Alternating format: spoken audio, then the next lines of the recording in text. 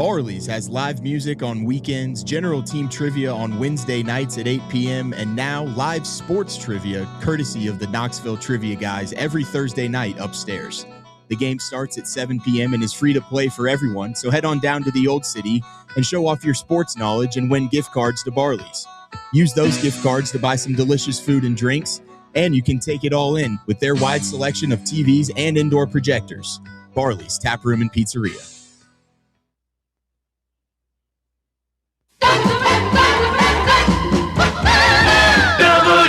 WKGN 1340. Go Balls! You're tuned in to East Tennessee's premier sports radio call-in show. This is The Drive.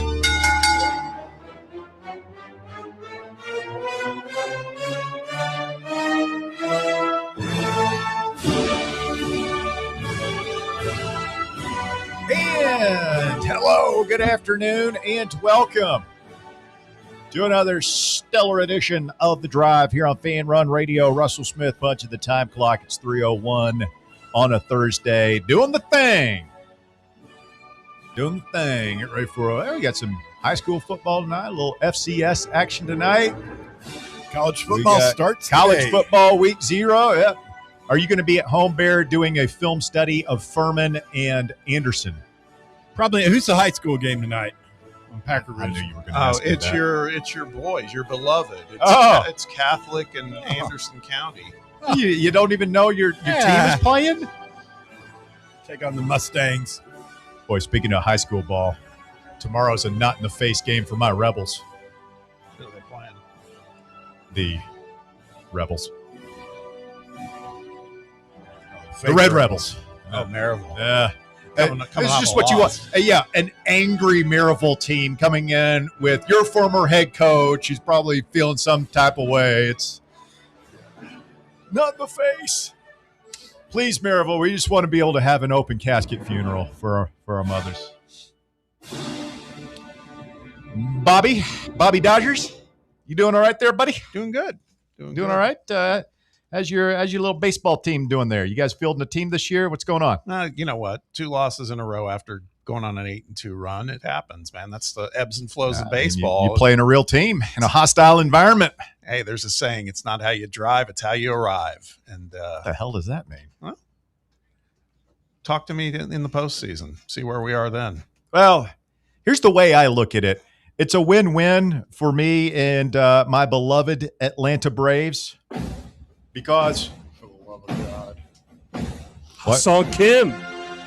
hey, man, if things go well in the postseason, I'll stick my chest out and hang on the rim. And if they don't, it's just baseball. Who cares? It'll be a football season then. How about Hassan Kim? How about it? The unstoppable force. Maybe like the least liked Brave I've ever seen, ever, hits the walk-off. Literally against the having Dodgers. the worst season in Major League Baseball history as a hitter. Yeah. Walk-off. Oh, for his last 27. And he walks off the mighty Dodgers. Here's the – you want to hear the Korean broadcast call of Hassan Kim? Oh, I love these. I live Please. for these. They're Yeah, so yeah, great. These are great. Easy, Bob. Great. Sarcastic. Being haters. Killing the A block here. Check this Quit out. being haters. Dynamite stuff for us. 자, 이렇게 되면 타석에 김하성이 등장합니다. 와. He's still in the on-deck circle at this point. 현재 30타수 연속 무안타고요. 진짜 타자가. 최근 45타수 Not cool. Don't be racist there. 발구차 김하성 왼쪽에 안타 김하성의 끝내기입니다.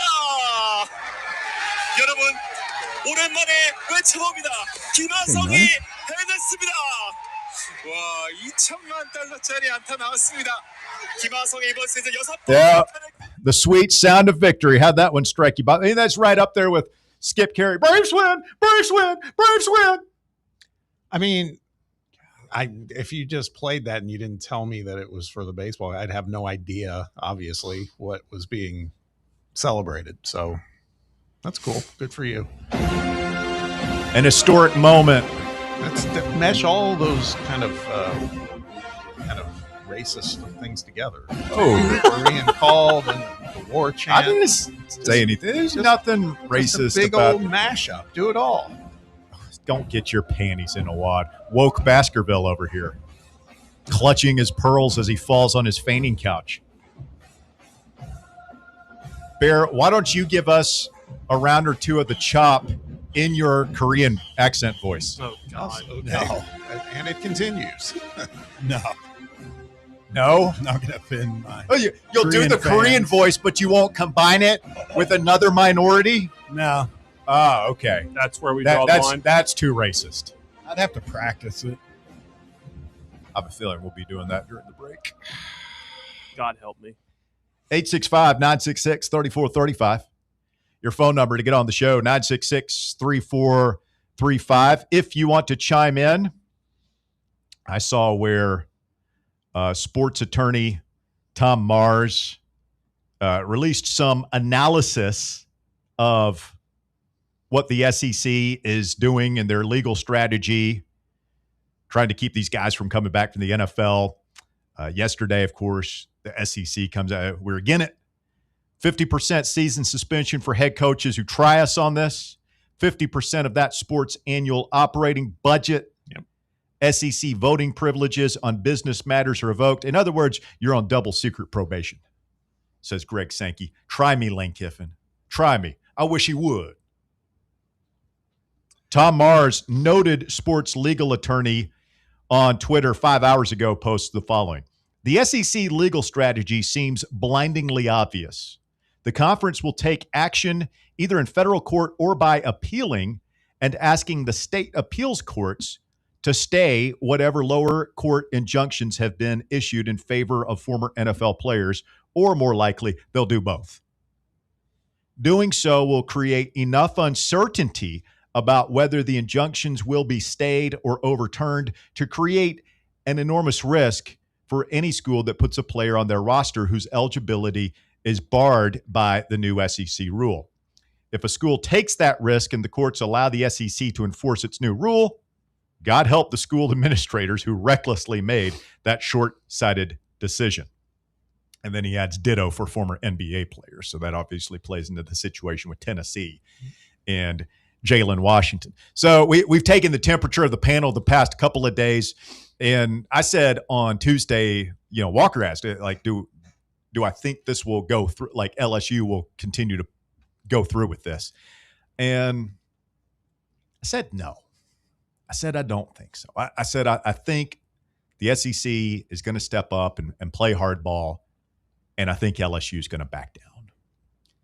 And yesterday, we revisited, and I think we were all in agreement that this is looking good for those of us who want to maintain sanity in college sports and not allow these pros to come back to the quote-unquote amateur game. Mm-hmm. You guys still feel that way? Because the lawyers for these players are still out there rattling their sabers saying, oh, no, we're going to – I saw one of the LSU guys said – one of the lawyers down there said, I'd like to put Sankey on the stand and have him explain how he's able to do this in the face of whatever, blah, blah, blah. They're talking a big game. I don't know. I mean, Tom Mars also put out something. The other problem that the players' attorneys have is they're completely outmatched money-wise. I mean, SEC has an endless war chest of money for top-notch attorneys. And these guys are, these lawyers for the players haven't been paid. They're getting theirs on the back end. If they get these guys eligible, they get a percentage, the way Mars is explaining it, of their NIL deals if they can get them eligible.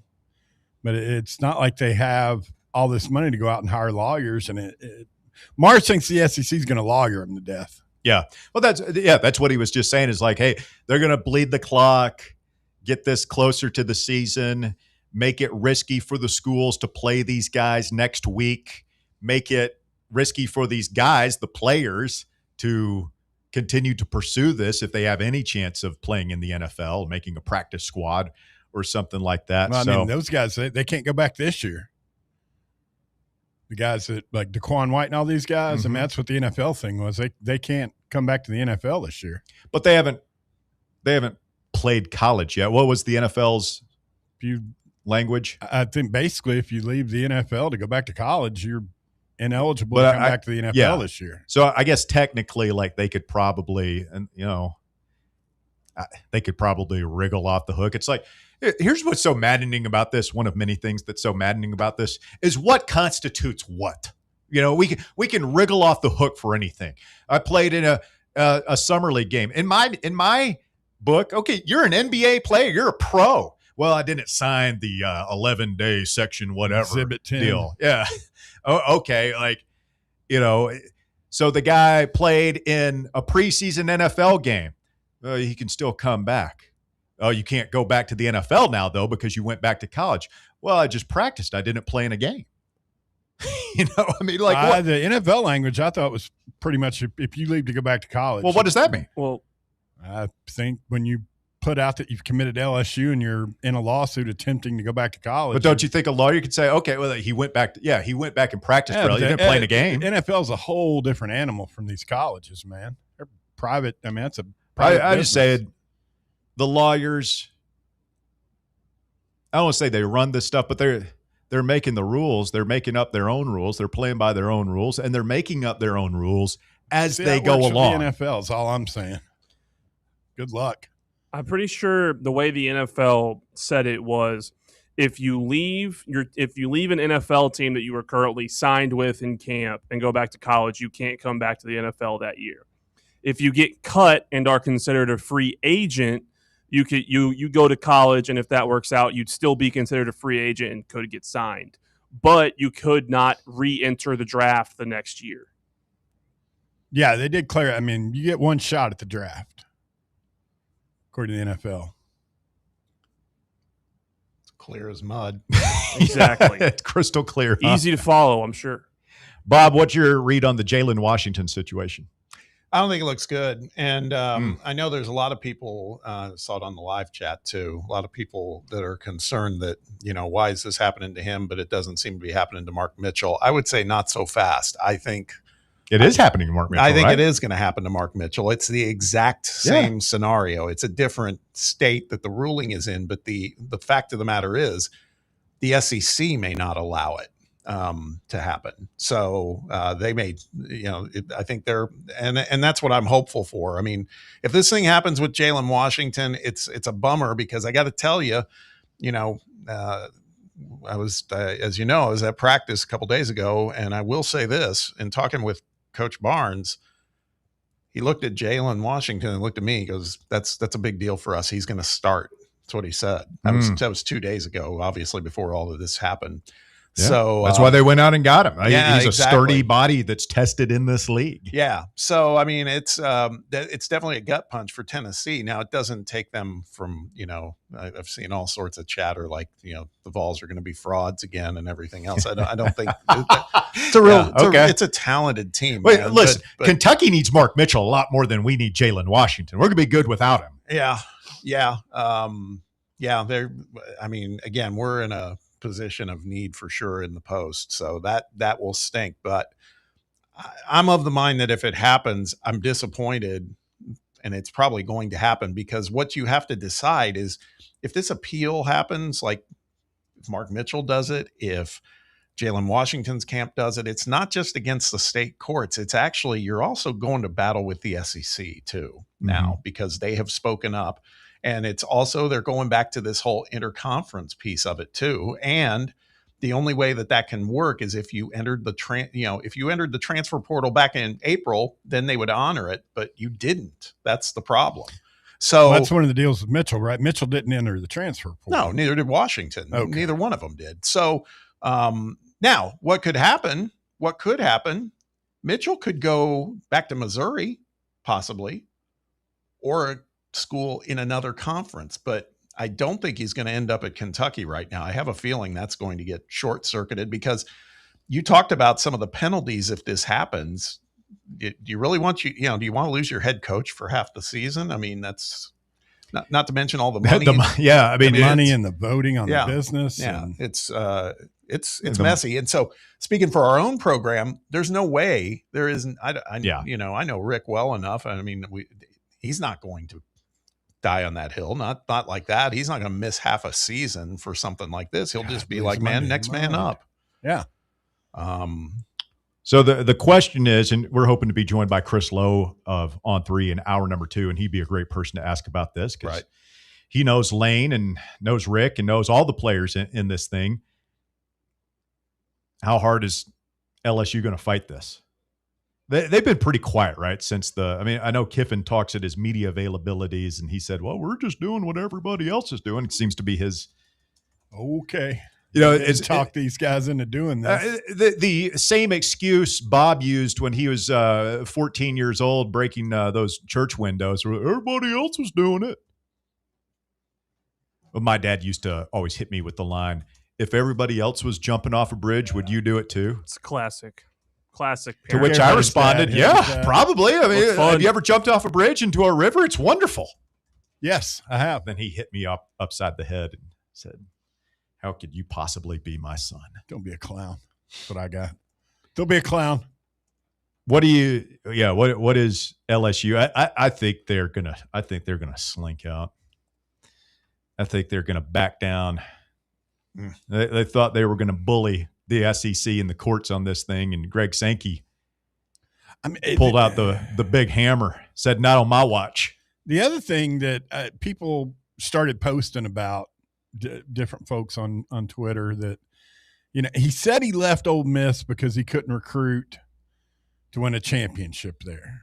Now you're at LSU. They've given you $40 million plus to build this roster. You got pretty much anybody you wanted out of the portal. And you're going to risk all this for a couple of guys that were at Ole Miss with you last year? Yeah.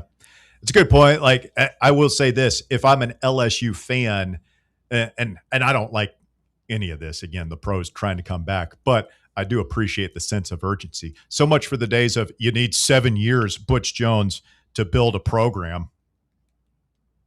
Butch Jones is ass. No, I mean, he knows what he's, and that's part of it too. I mean, Kiffin knows they fired Orgeron, a year after he won the national championship? Yeah, they're there to win immediately. They make no bones about it. Yeah. We are trying to connect with the Sheik in the desert. Week 0 of college football. We'll see if we can get a line on that Catholic game tonight for Bear. What was Sheik's deal? I mean, it was his appearance last week was quite something when he knocked his camera off, or it was his phone. Why you got to call attentions to the Sheik's foibles? Why would you do that? Yeah, because we all do it to each other. He's one of us. Why? It was hilarious. We're here to build him up, not tear him down. He was in a shambles. It's all right. It's okay. Came out all right. How'd you like it if we pointed fingers at you every time you make a mistake? How'd you like that? Is this a day that ends in Y? You do it every day, all day. You clown. Whoa. Yeah, oh. I said it. I'm choosing violence. Oh, stop. Okay. Stop. Easy. I don't like having to be calm. Calm, Bear. Just relax. Don't die. Live on the show. Not. Going to be good for ratings. Don't stroke out. Just listen to this. It's really not doing it for me. It's making me angry. Just calm. Just relax. You're listening to The Drive. Just hang right there. Fan Run Radio. I'm going to go get you a glass of orange juice. If I can't release this a little bit at a time, I'm going to end up really exploding at some point. Stay tuned. The Drive continues. More Fan Run Radio coming up. The Drive. Live, local, and louder than the pride of the Southland Marching Band. This is Big Orange Country's sports radio superstation. Fan Run Radio, Knoxville. Hey, Vol Nation, football season is almost here, and we're looking for sponsors to join the Fan Run family this fall. If you or someone you know owns or operates a business, we'd love to talk to you about advertising on The Drive, Voluntary Reaction, The Basilio Show, Talk Sports, and other award-winning Fan Run programming. Just shoot me an email to russell@fanrunsportsgroup.com. That's RUSSELL @fanrunsportsgroup.com. One homestand remaining to see your Knoxville Smokies in action. That's it. Next week, your Smokies are home against the Chattanooga Lookouts, and we're closing out the season with amazing promotions every night. Taco Tuesday and All-You-Can-Eat Wednesday, less than $20 for tons of food and game tickets. Nice. Our final Thirsty Thursday, final fireworks show, and we end the season with our fan appreciation game. Get your tickets now at SmokiesBaseball.com.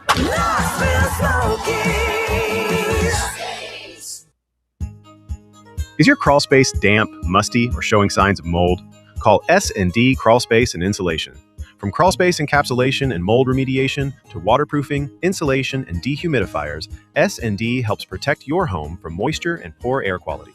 Serving Knoxville and surrounding areas, call 865-602-0590.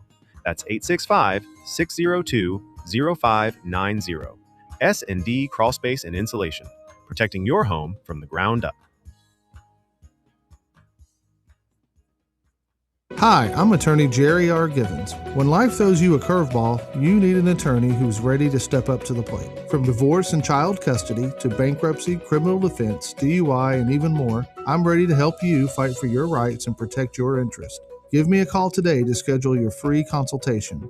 865-801-9250. Again, that's 865-801-9250. Or visit my website, jrglawtn.com. That's jrglawtn.com. Fall just feels different. Cool mornings, fires burning, football on Saturdays, a late afternoon round with the guys, and weekends spent with family. These are more than moments. They're the traditions we look forward to all year. Wherever fall takes you, Inward Half is made to go with you, combining comfort, performance, and timeless style for the moments that matter most. Inward Half. Performance you feel. Tradition you carry. Is your yard starting to look more wild than welcoming? Yeah, don't let your landscape be that house on the block. At ECR Total Landscapes, we make sure your outdoor space is something you're proud of. From de-weeding flower beds to leaf blowing, trimming, mulching, and more, completely customizable to your property's specific needs. We'll handle it all. Why spend your weekends sweating it out in the yard when you can just sit back and enjoy it? That's the ECR difference. And right now, new customers can get 10% off your first month of our monthly maintenance package when you sign up for a full calendar year. That's right. Consistent, reliable service at a price that makes it easy to get started. No sweat, no hassle, just a better looking lawn week after week. Call ECR Total Landscapes today and mention promo code FANRUN to save 10% on your first month. Call 865-384-2012 or visit us online at ecrtotallandscapes.com.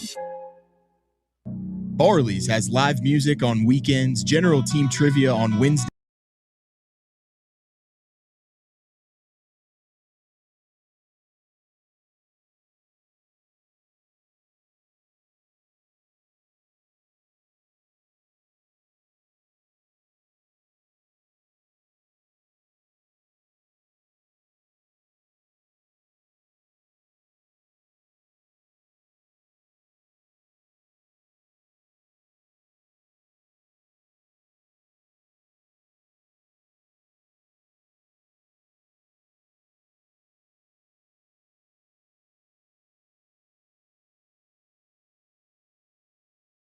Media availability this afternoon saying on Jalen Washington, we're all trying to become legal experts in the different court systems. It's strange. We know the dust will settle and some of these questions will be answered. Specifically about Jalen Washington said, quote, he's an unbelievable kid, unbelievable person, so we're just going to support him. So not getting into too many specifics there, but certainly the situation with Jalen Washington up in the air. Yeah, I mean, if we get him, we get him at this point. I do think that, and I thought a lot about it last night, why didn't they just grandfather all these guys in last year? Why'd they do this? Just create this. It's a good question. Total chaos, and then we wouldn't have all this drama. I mean, like we said, you have to draw the line somewhere, and I just wonder if they had done that, if you would have gotten lawsuits from who? The previous class, the 2021. Well, no, those guys were covered they were covered under the COVID thing. This is the only class going back but they would have said the COVID thing was for everybody. That doesn't count as our 5th year. We should get a 6th year. Yeah, I don't know. So, at that point, I'd have been like, look, you guys got an extra year, but it just seems like the NCAA once again just created a problem. They're like that girlfriend who just can't leave well enough alone, and you got to give her a little slap. No, I didn't say that. Has to cause a problem. You've got to have the last word. Yeah, it's just like just grandfather men. We wouldn't be dealing with this stuff. Do we have the Sheik? No. Were we supposed to have the Sheik? You remember when I said like 5 minutes ago, we'll come back and see if we can talk to the Sheik? Yeah, that was I asked Walker, and I didn't know if was he connected in over the computer? No, called. I don't know. We should probably have this conversation over the air, though.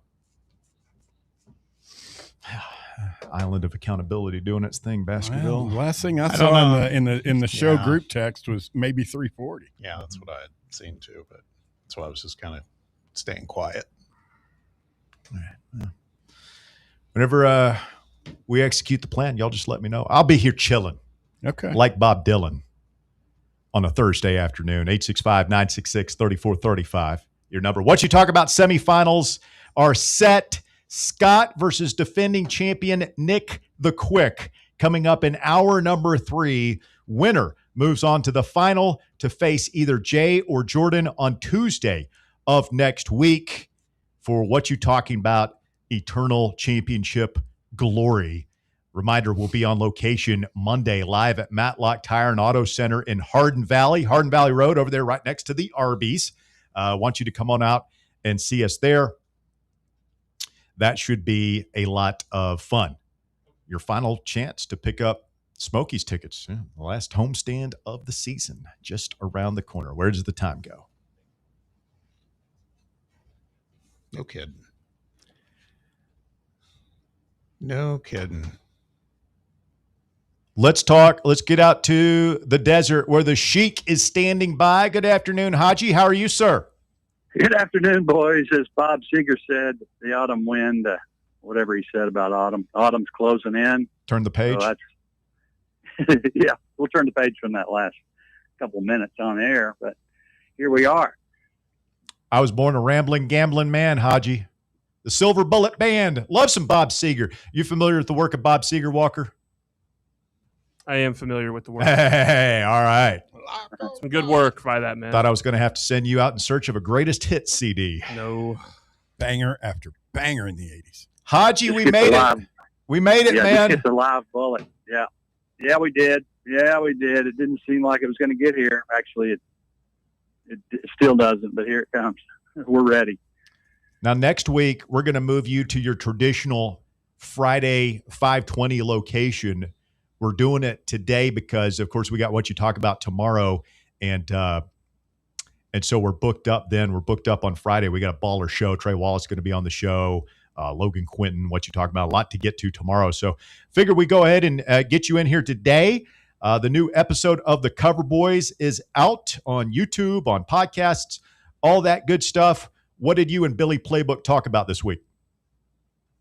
We talked about some concepts specific to week 0 and week 1. They've already been shared with the chat group, the Cover Boys War Room, but we also talked about all the games. Obviously, they're being played this week. There's only 8, so we touched on spent a little time on the 4 of the bigger games, we thought, and touched on them all a little bit. But the one I can't get away from, I said on the show, I said, if you want to try to get the money out of my hands to bet on USC this week, you won't have any problems whatsoever. I've already done that once. I plan on doing it again before Saturday.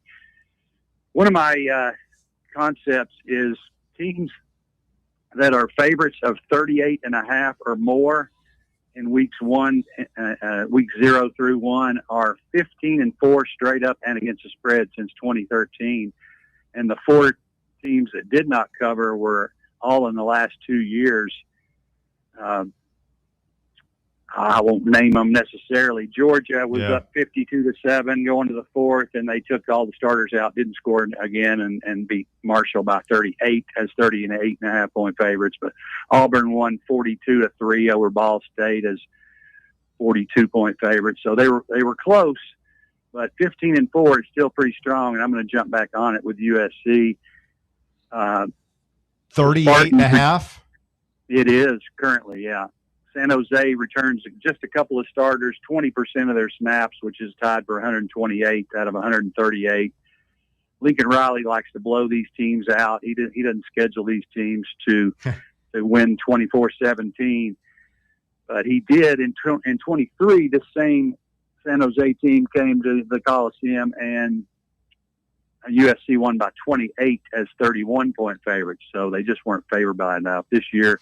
38.5. We're going to lay it. All right. I like it. USC win big. Obviously, Lincoln Riley feeling a little bit of the heat out there. Style points count for him. He needs to cover and win big. What about the other two games of interest on Saturday? You've got a couple of opponents, ACC opponents of yesterday that Tennessee's played here recently in NC State and Virginia. The Cavaliers are a 4.5 point favorite in that one. That game was supposed to be played in Brazil. Can't believe that didn't work out. And then speaking of overseas game, TCU, I see that's up to 8.5 now over North Carolina. Yeah, we said, we're going to lock these in. I've already played USC. That's the only one I've played so far, but we'll lock these in on Saturday and get those messages out tomorrow in the warm room as well. But NC State, Dave Dorn, your old buddy, he's 4-0 against Virginia, and they added a couple nice receivers for C.J. Bailey. I'm a huge fan of C.J. Bailey, 6'6" pocket passer. He finished 12th nationally in QBR last year, so I expect him to take a big leap this year. He also orchestrated that upset of Georgia Tech when they were in the top 10 last year. So this game started out as a 2.5 point Virginia favorite, and some of that's based on last year when they moved the game from Brazil back to campus. The line went up to 5.5. It's now 4. I'm seeing, but I'm going to stick with NC State at this point. I'll take the points. I'm not sure if I'll get involved on state yet until Saturday, but also the under is in a big situation. Actually, the over is getting 58% of the tickets, but the under is getting 73% of the money. That's a sharp play on the underside. And 52.5. Yeah, was that what you're seeing now? Yes. Okay. So 53 is what I had last year when they played in Raleigh. Virginia actually squandered a couple opportunities, and they still went. They scored 64 between them, but Virginia was only 2 of 5 in the red zone, and they still made it a 4-point game. So they kind of let NC State off the hook. They have revenge, but Elliott's only 10-10 as a favorite. He's 19-9 as a dog. So when you see Virginia as a dog, maybe get involved this year. So I'm going to stick with that under, but I'm also going to take NC State plus the 4. Haji, we talked last week, you and I did, just top level on Memphis at UNLV, which is the late game on Saturday night. It should be a good one. Another one I wanted to get your take on, because there's some pundits out there that think this is a sneaky good game to pay attention to from an action standpoint. I want to see if you agree or disagree. And that is, this is for the real degenerate football heads. Jacksonville State at North Dakota State at 5:30 on Saturday with the Bison. Just curious what your thoughts are on that one. Yeah, I wanted to mention, since I'm talking about these totals, 24-6 from week 0 through Friday of week 1. The unders are 24-6 the last 2 years. So I'm not going to be looking at too many overs this week or next. But that's one where the over is getting a lot of money, or a lot of tickets bet, but the under is getting the money. So that's another one that I might be looking at the under. It opened at 48.5, dropped to 46.5. I'm looking for it to go back up to 47.5, and then I'll pounce. But should be a decent atmosphere in the Fargo Dome, 18,700. It's a closed dome. It'll be noisy. Jacksonville State might struggle a little early. North Dakota State and Sacramento State, who also play this week, they're both entering their first year in the FBS. And those teams, let's see, Western Kentucky, Coastal Carolina, and Liberty all went 0-12 in their first seasons at the FBS level. So I'm not expecting North Dakota State. They're getting a lot of love for the MAC this year, but I'm not in that camp. I look for them to go under their total of 9.5. But could be a fast-moving game with a lot of rushing. I'm hoping Gamecock has the Jacksonville Gamecocks, that is, have a junior dual-threat quarterback, Caden Creel, who rushed for over 1,000 yards last year, and that's when they had the nation's leading rusher in Cam Cook. He's now in Morgantown. But with the low total, I think the pressure might be on North Dakota State as a big favorite, 7-point favorite. And so I'm going to look for Jacksonville State to weather the storm there and stay within 7. And I wouldn't even mind seeing a little money line sprinkle on that. But for this concept, by the way, teams in week 0 and 1, if there's a spread of 48 or less, which those are fewer these days, and the point spread of 4 or more, the under is in a 40-16 spot since 2013. So, again, 2 big trends that are going to be pretty hard for me to ignore, especially if that goes back up to 47.5. Talking with John Hodge of the Cover Boys. Check him out, Desert Dog Media, Cover Boys, wherever you listen to stuff. He's out there. He and William Patterson doing a great job with that show. We'll get the right sides, all that good stuff, and make some money this year, Haji. I mean, that's the goal every year, but we need it. Times are hard out there. I mean, you've seen gas prices. Yeah, you've seen right. home prices. Yeah. You've seen the price of eggs. It's been a while since we played some college football, so that's where I thrive, and I'm pretty fired up about it. I'll talk about your kickoff classic, if you will, out there. In Ireland, that game has finished on 45 points the last 3 years. It was a slop fest last year. I believe I got very lucky on somebody going for it. Was it Iowa State going for it at the 1 yard line? It didn't make it and kept me on the under there, and it's 47.5 what I'm seeing here. Maybe it's 46.5 now. If you see it, Russ, you can let me know. 46. But it has the same concept there. 46. Okay, well, 45.5 maybe on the way, but I would hope it'll jump back up to 47.5. But anyway, that's the same concept there. 48 or less, and a total of 4 or more. And, of course, everybody's on TCU. That went from 7.5 to 9.5 yesterday. I see 10s now. 8.5 on FanDuel. Still? Yeah. Okay. 8, well, yeah. I'm going to hold on. I don't know how you can back Colorado in this situation, or North Carolina in this situation. They've got their DCs out, GMs out. They cleaned out the roster. They got 65 new people. I'm not sure I have faith in those quarterbacks. Gio Lopez is one, and I can't think of the other off the top of my head here. But TCU getting 79% of the money last I saw, and tickets. And so they've got their own locker room issues. They had a fight break out in the locker room. Their starting defensive back punched a receiver, and he's suspended, but the receiver is probably going to be out with injury there. So don't know what to expect here. But I just think, for me, when it's a revenge spot like that, they got TCU won 48-14 last year. They might be taking this a little bit for granted and just enjoying their trip to Ireland.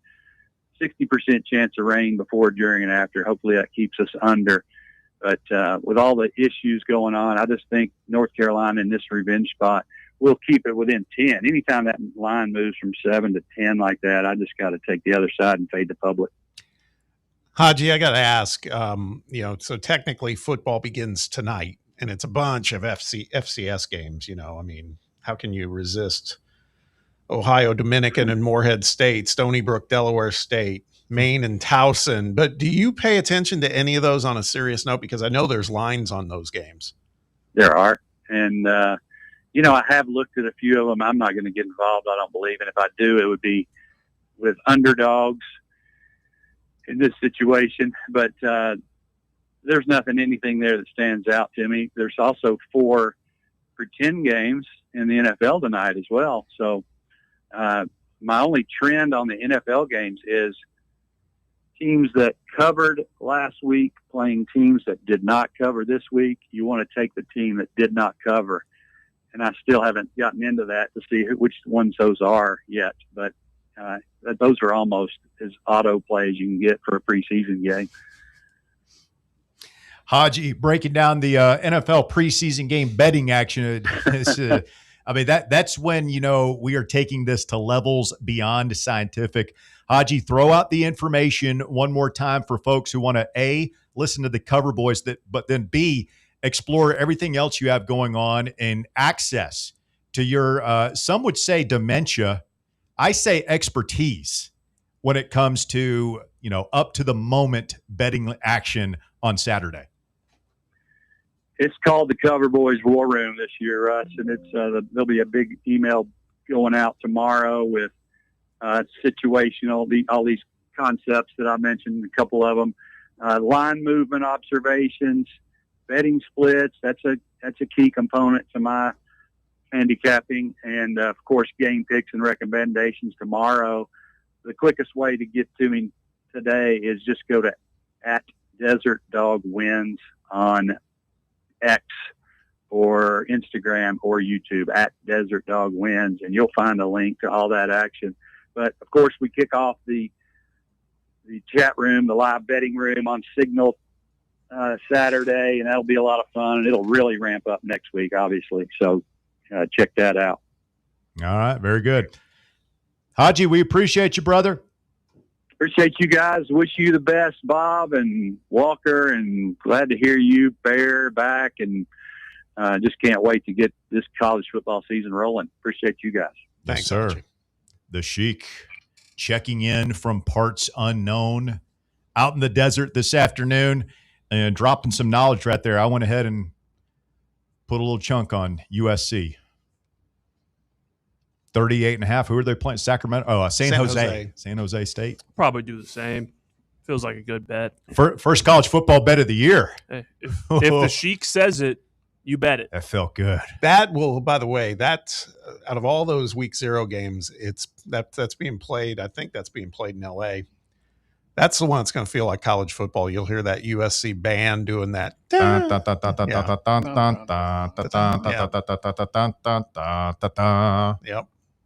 And then the one that goes They still play Tusk as well. Oh yeah, yeah, of course. And the Song Girls. I mean, Pom Pom Girls. They're called the Song Girls out there. Really? With the sweaters? Song Girls? The Song Girl, SONG, Song Girls. Never heard that. Take a quick time out. The Drive, Fan Run Radio on a Thursday. Get your phone calls in here, 865-966-3435. Your number to get on board, 966-3435. Back with more Fan Run Radio right after this. The Drive. Check out exclusive Fan Run video content on YouTube. Just search Fan Run Sports and be sure to like and subscribe. What kind of day is it? It's a White Claw day. Grab a pack, grab your friends. Everything else in life can wait. Your friends shouldn't. Let's go. White Claw. Grab life by the claw. Please drink responsibly. Hard seltzer with flavors. White Claw Seltzer Works, Chicago, Illinois. Blackford Veterinary Surgery Referral specializes in surgeries not regularly performed by your pet's general veterinarian. They're currently accepting referrals from vets all across the country. With their newly renovated state-of-the-art surgery center and highly trained staff, clients can rely on professional and thorough care. If your vet says that your pet needs surgery or rehab, ask for a referral to Blackford Vet and let them get your best friend back on its feet. Located conveniently in West Knoxville. For more information, visit blackfordvetsurgery.com. Running a business, coaching a team, planning your next big event, you need more than just gear. You need SM Athletics and Logo Solutions. Custom uniforms, branded apparel, promotional products, done right, done fast, and built to show off your brand with pride. From local businesses to high schools to major universities, SM Athletics is trusted by winners. Get real service, get real quality, get noticed. SM Athletics and Logo Solutions, where your brand comes to life. Visit smathletics.com and let's build something great together. Is your car ready for the road ahead? At Matlock Tire and Auto Service, they've got everything you need to keep you and your family safe on the road. Whether you need new tires, a quick oil change, or expert repairs, Matlock is your one-stop shop that keeps you moving safely. Matlock's certified technicians offer top-notch service for brakes, alignments, batteries, and more. Plus, they carry all the top tire brands, and they're the home of the world-famous price match guarantee. Bring in any competitor's ad, and they'll match the exact same tire for the exact same price. That's how Matlock Tire goes the extra mile for you. Convenient, reliable, affordable. Matlock Tire and Auto Service. Visit any of their 5 area locations in East Tennessee, in Farragut, Lenoir City, Maryville, Athens, and Hardin Valley. Find the location nearest you and schedule your appointment online today at matlocktireservice.com. Ball fans, reimagine your home at Broadway Carpets and Flooring for any remodeling or building needs. With a variety of carpets, rugs, hardwood, vinyl, and stone, Broadway has all the flooring and installation options you're looking for, including pet-resistant products like Pet Perfect Carpet from Shaw Floors. Visit their showroom in downtown Knoxville or the location in West Knoxville located on Kingston Pike near Pellissippi Parkway today. Is your crawl space damp, musty, or showing signs of mold? Call S&D Crawl Space and Insulation. From crawl space encapsulation and mold remediation to waterproofing, insulation, and dehumidifiers, S&D helps protect your home from moisture and poor air quality. Serving Knoxville and surrounding areas, call 865-602-0590. That's 865-602-0590. S&D Crawl Space and Insulation, protecting your home from the ground up.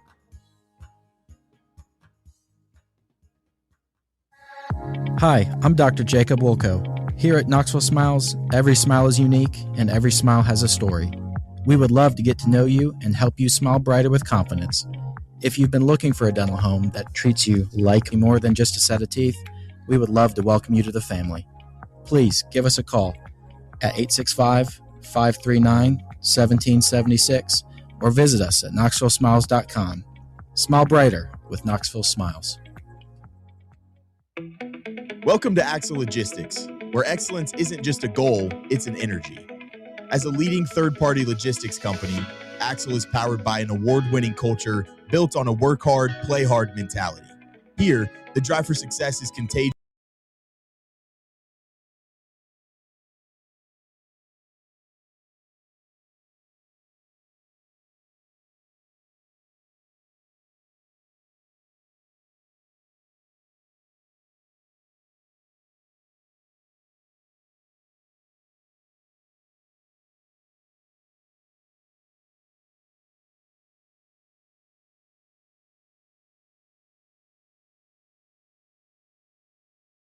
I don't know how he has the time to figure all this stuff out. It's the Sheik. It's what he does. It's his job. It's like listening to somebody speak ancient Aramaic to me. I don't get this stuff. So what language? Ancient what? Aramaic. Oh, that. Yeah. What is that? What's Aramaic? It's not your mother tongue. It's what they spoke back in. It's Jesus' language, right? Yeah. Okay. They didn't teach you that in Catholic school growing up, Bobby? No, they didn't. Did you go to Catholic school? I did. Elementary Remember, school. he threw rocks through the windows. Is that why you got turned out? Right in Mother Mary's face, the beautiful stained glass window. No, it was not a Catholic church. You're conflating it. Sorry. No. Busted windows out of the Gentiles church, huh? It was a Nazarene church. To be precise. It's completely different. You're off the hook. Yeah.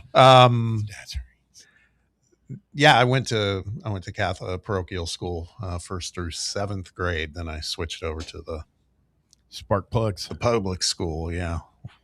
The boys over on the YouTube chat, Bear, have set Anderson County as a 7.5-point favorite tonight. Okay. Is that game taking place at the Butch Bowl? I have no idea. It is. Catholic starting out with back-to-back home games. Good for them. We'll go inside all things high school football tomorrow on the show with the Cookie Man, Logan Quinton, joining in the 4 o'clock hour. Be sure to tune in for that. That's an exciting time of year. What? I was going to ask him, who does Webb have? I don't know. No idea. I don't go there. About Speedway? No idea. So I'm the only one on the show who knows who their high school alma mater is playing this weekend? That's good. It's all right. I can find out. See how committed you guys are, how much school pride you guys have. Yeah, it's been I was talking to somebody earlier today at the gym. I feel like this is the most I've been on the phone. Like, it's been busy. Not that I'm, lying around watching daytime television during the summer, but this week, man, I feel like I've just been glued to the phone. Lots of emails. There's a lot of news, a lot of hard news, and all kinds of stuff popping. It's good to be busy again, man. Football season is upon us. It's what happens here. Yeah, we'll be live Monday at Matlock Tire and Auto Service. And then a week from tomorrow, we're going to be kicking off our Football Friday broadcasts live from Sweet Peas up there in North Knoxville, Tazewell. Brought to you by our friends at Garage Beer. So it's happening, fellas. It is here, whether you are ready or not. College football season is upon us. 865-966-3435. See what else those knuckleheads on the live chat are talking about. Kyle says, I would have TCU favored by 20 in that game against North Carolina. Just don't have any belief Carolina can put a capable football team on the field. They are really TCU. I don't think we've talked about it unless I'm just having a brain spasm, but they're going through it right now. They're banning the Star Telegram, the beat reporters. What? Yeah. Something involved, and they reported on some type of assault. And TCU kind of went Who's the team that had a fight on the plane? Was that TCU? Recently? Yes. It's probably TCU. I heard something about somebody having a fight on the team plane. I guess, that would track if they were taking a flight across the pond. The only time I can remember that was when it happened to Auburn and Bruce Pearl a few years ago. That's right. I haven't heard of anything since then. Joke! Yeah, I still like TCU, whatever level of dysfunction they might be dealing with right now. I got to think it pales in comparison to what's going on with Chapel Bill. Yeah, they also reported that Steven Belichick will not be at the game with them, so he's down as coordinator and also worried about whatever's going on there. Does Jordan cover that post for the game? Potentially. We might. She'll be on the sideline already, probably. I'm sure Bill did not let her take a free trip to Ireland. I cannot believe they hired him. I can. On the surface, when that first happened, I thought it was a coup for North Carolina. I was like, okay, this makes sense. It was a fun experiment. It just feels like it's been doomed from the get-go, and they're starting a true freshman. Yeah, and this was not the time to make a bad hire during this period of transition. And, if this continues down the road it's going down, we're going to, they're going to be so far behind, it's going to take them years and years to catch up.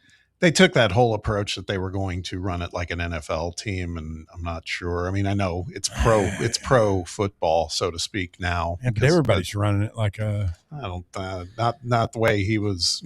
I think the way they're running it like an NFL team. The problem is that NFL team is the Browns. Yeah. It feels like the experiment was 10 years too early, maybe. I feel like if this gets tried again in 5 to 10 years, when all this uncertainty hopefully gets settled and the system gets put in place, something like this might work. But there's just too much going on in college football for this type of experiment to really work. Yeah, I think really what I was getting at is they came in and kind of said, we're just going to do it the way we do it. We're going to run it like a pro franchise. I think there's more to it than that. And to Walker's point, it's like, this is a work in progress. I think they came in. You ain't got Tom Brady, Bill. No, they came in full of themselves. And because Lombardi is that way too. And of course, he's no longer around either. But it's Well, starting a true freshman quarterback, I mean, what's that got to be like for Belichick, who's used to working with Tom Brady? Yeah. Like you literally got a kid Yep. now at the game's most important position for you. Michael Motes says the dad of TCU's QB got into it with the son after a game last year. Is he conflating that with it was Kansas State? Avery Johnson's dad got into it with somebody in Ireland, It like was in Ireland on the streets. Yeah. Yeah. It's a good way to get your tail handed to you over Oh, there. yeah, because the guy got, like, it was like the coach got mugged or something. Like, he got his wallet and stuff taken from him. All right, question. The Fighting Irish. I want you to think about this for a second. As a matter of fact, you can think it over during the break. Would you like to see Tennessee play in this Week 0 game in Ireland or anywhere outside the United States, for that matter? Stay with us. The drive continues. Hour number 2 coming up on many of these fan-run affiliates. Back with more right after this. The Drive. Fan Run Radio. Big Orange Country's sports radio superstation. Start your day off with Talk Sports with John Reed. Weekdays from 8 to 11. Then it's Tony Basilio from 11 to 1. The Playbook from 1 to 3. The Drive from 3 to 6. And overtime from 6 to 8. 12 hours of hard-hitting local sports radio every day, right here on the flagship station for Tennessee fans. Fan Run Radio. Knoxville. Citizens National Bank. Kick off this football season with a CNB Plus Perks checking account. Move downfield with free online and mobile banking. And cross the goal line with extended evening hours and Saturday banking. Banking at CNB has its perks. Find out more at cnbtn.com. Citizens National Bank. Banking never felt so good. Member FDIC. September 10th isn't just a sale, it's an experience. Join us as Liquor Vault celebrates its first anniversary with the biggest savings event of the year. Experience rare bourbon drops, surprising barrel releases, and complimentary tastings all day.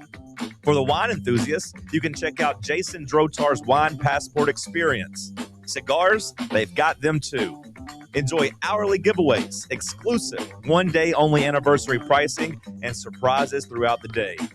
Find a Vault Golden ticket and receive exclusive access to Liquor Vault's highly anticipated end-of-year rare bourbon allocation. People will be talking about this event for months. The only question is, will you be there? The Vault Experience, September 10th, only at Liquor Vault's anniversary party. Located at 2901 Tazewell Pike. Check out their specials and sign up to get discounts at liquorvault.com. Hey, Vols fans, Cody Brown here. I grew up right here in Tennessee and know what it means when someone says, I've got your back. That's why you can trust Farm Bureau Insurance of Tennessee. Whether it's your home, your vehicle, your family's future, or the business you built from the ground up, we will show up for all of your insurance needs. We are Tennesseans who understand what matters, which is doing right by you. Insurance is not all about just paperwork and policies, but it's about the people we insure every day. So if you want insurance that hits home, give me a call at 865-992-3871. Go Vols. The last class of the day for my student athletes isn't English, science, or math. It's school sports, where the number one priority is teaching, just like every other classroom. As their coach, I help them grow as leaders and become better people, preparing them for the game and, more importantly, for life. That's why the best wins are the lessons they learn, which will impact them long after their playing days are over. Encourage your student to participate in school sports. This message presented by the NFHS and the National Interscholastic Athletic Administrators Association. You're listening to FM 105.7 and AM 1340, WKGN Knoxville, and W289CU Knoxville, Fan Run Radio. Are you ready for the start of a new season? Maybe looking for your team to go on a tournament run? Get game day ready with Crumble. Head on over to your nearest location and pick up 12 pre-selected cookies plus exclusive toppers. When you're looking for dessert options, there's no question about who you should call on. Our listeners already know. Last year, the Dubai chocolate was a home run, along with the brownie batter. Oreo crumb was another crowd favorite. What new flavor will set the standard this season? If you're in the Knoxville area, there are 3 locations ready to serve you: Clinton Highway, Parkside Drive, and Maryville. Download the Crumble app to build your best lineup and vote on the best combos. You can even put your bid in to request a new flavor. Order in the app and slide on over to your nearest location. Tell them Fan Run sent you, and as always, it's for the fans, by the fans. Don't miss the cookies.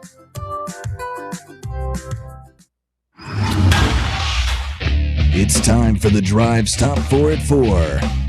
Hour number 2 of the Drive underway here on Fan Run Radio. And the Top 4 at 4 is brought to you this afternoon by our friends at Matlock Tire. Get ready for their big Labor Day sale. Of course, folks getting ready for football season. Maybe you're going to put some miles on the car. Make sure it's in tip-top shape with a quick oil change, tire rotation. Get right at Matlock Tire and Auto Service. Walker Smith, what you got? At number 1, according to a report from sports law reporter Sam, is it Ehrlich? Sure. Ehrlich? Sam Ehrlich. Jalen Washington has been potentially deemed ineligible to play in the 2027-26 season after the Tennessee Court of Appeals issued an order staying the injunction that had previously allowed him to pursue a 5th year of eligibility. Washington originally transferred to Tennessee after a judge in Colorado granted a preliminary injunction, giving high school class of 2022 students another season of eligibility. What's your gut tell you, Bob? Washington play this year or not? I don't think it looks good. I'd say no. What about Chapman? No? No across the board? Yeah. He didn't do anything. Like, he didn't sign with anybody, didn't play in anything. He's just been chilling. Yeah, but he didn't. I don't know. He didn't file any sort of appeal, though, either in court. So, Yeah, but and he's also not trying to transfer anywhere. Yeah. I don't know. I mean, is Reese Chapman going to make or break our baseball season? We don't. Hitter, man. A veteran hitter? Last remaining link to the 24 team? Yeah. It's guys like Chapman who all they want, it's guys like Chapman that didn't go pro or just trying to come back and play another year that really have the gripe against the NCAA for just kind of putting the axe to the 2022. Well, I'm just sitting here in my mind trying to think, like, who's more important to their team? Jalen Washington to basketball or Chapman to baseball? And I think it's about equal. Yeah, I'd say so. Like they would both be key starting members right. of teams competing for a title. Yeah. If they don't play, they'll both be huge misses. At number 2, the Big 12 has unanimously agreed to ban professionals from returning in all sports. The decision is in line with similar rules in the Big 10 and SEC announced Tuesday, although the Big 12 is the first conference to include all sports in their decision. ACC directors and Big East directors are also holding meetings, and there's momentum for that conference to follow bans on NFL and NBA players. Hey, man, better late than never. I will say I'm actually, and again, we're going to be potentially on the wrong end of this with Jalen Washington, but it's like you said yesterday, Russ, I think I'm okay with it. We got to rein this in, man. This has just been, last couple of weeks has been absurd. It's been great for us from a content standpoint, but as a fan, it sucks, man. Just absolutely sucks. So I don't know. I'm almost, I mean, it's not the kind of content that I really like talking about, that I feel like we should be talking about right now. Yeah. Should all be excited, ready for the season to start. It's true. So the SEC just did football, basketball, and baseball. I thought it was just football and basketball. Football, men's and women's basketball. Yeah, I think you're right. Oh, so maybe that bodes well for Chapman. Could be. As we got any rowers or anything that we could bring back? Volleyball players. Good. At number 3, the Cleveland Browns are releasing veteran wide receiver and former Vol Cedric Tillman. He was set to make $3.6 million in 2026, which was the final year of his rookie contract. He will be subject to waivers. In 3 seasons, Tillman has 71 catches, 833 yards, and 5 touchdowns in 38 games, including 19 starts. I mean, obviously, this is disappointing for him. What was he? Second round pick, third round pick? Third round pick. I mean, 3 years in the NFL, I think. Is this would you characterize his career as a disappointment, I guess is what I'm asking. I'd say so far, yes. Hopefully he lands with another team and gets a chance. I think he's done. Yeah, the Browns went out and got receivers. 2 of them in the draft. Boston and Concepcion. I mean, they kind of it tracks for the Browns, right? They kind of continue to reset what they're doing, and maybe he's just not with the right franchise. Maybe. Any thoughts on a fit for him? Here, the Tennessee Titans are looking for playmakers. I mean, I don't know that they are at the receiver position. You got Tate, Ridley, Wan'Dale Robinson, who are going to play, and then Iamanor. Like I wouldn't take Tillman over Iamanor. Maybe he could fight for that 5th receiver spot. I don't know, the Giants, maybe a team that needs wide receivers off the top of my head. I mean, all they have is Malik Neighbors and a couple other guys that aren't really good. I did see a report that Jalen Hyatt that's what I was going to say. Yeah, Brian Daboll might be looking to get Hyatt back home to Tennessee. Would that be the irony that Tillman goes and unseats Hyatt's roster spot in New York? Yeah. And at number 4, the NFL is eliminating the Pro Bowl games, instead shifting the focus to celebrating the honor of being a Pro Bowl selection. Beginning this season, 88 players will be named to the Pro Bowl class in late December. Pro Bowl that's not happening. With no replacement selections. While no AFC versus NFC game will be held, players selected as Pro Bowlers will be invited to attend an in-person celebration in Los Angeles during the traditional week the Pro Bowl games would take place. Amen. Let it die. This death has been coming a long time. All the attempts that they've made to reinvent it into something the last few years, it's just been a nothing burger. No. I'm fine with this. Yeah. Which is sad. I mean, I remember I have fond memories of watching the Pro Bowl growing up. Yeah. But I can't remember the last time I watched. Probably the last Pro Bowl I remember was Peyton Manning going off on Mike Vanderjagt, the idiot kicker. The only other thing that when they were doing one of these weird that popped up on Twitter last night. One of these weird Pro Bowl like skills things is what they've been doing recently. And there was a time where Peyton and Eli Manning were coaching flag football teams and all this other stuff. That's the first time I saw it was a couple of years ago. Marshall Manning was out there throwing to NFL players. It's like not a bad way to test your arm. What year? Remember the year Sean Taylor almost killed that punter? Yeah, that was good. That was fun. I mean, that and the Vanderjagt rant are probably the 2 lasting memories of the Pro Bowl this millennium. Yeah. Anyway, if it was this, I don't even know when that might have been in the 90s, both of them.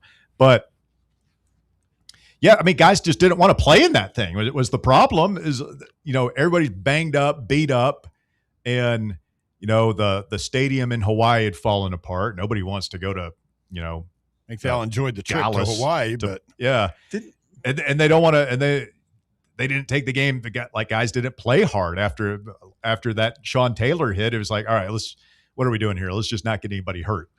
I think what sums it up for me, didn't Shedeur Sanders play in it last year? Yeah, he did. Because there were no other quarterbacks available to play. I mean, that's when you've jumped to the shark. Yes, it's time. You've lost the plot, man. Let's go. I've heard some more people opining about maybe Atlanta ought to trade for a former Tennessee quarterback. And he'd be better than what they got right now. Dobbs? Nope. Who? Hooker? Joe. Oh. Yeah, maybe. I saw somebody had written a story today about Tua that basically they were saying he's unplayable. He's been so bad. Yeah, Penix isn't much better. He's been hurt. His eggs are scrambled. Completely. Yeah.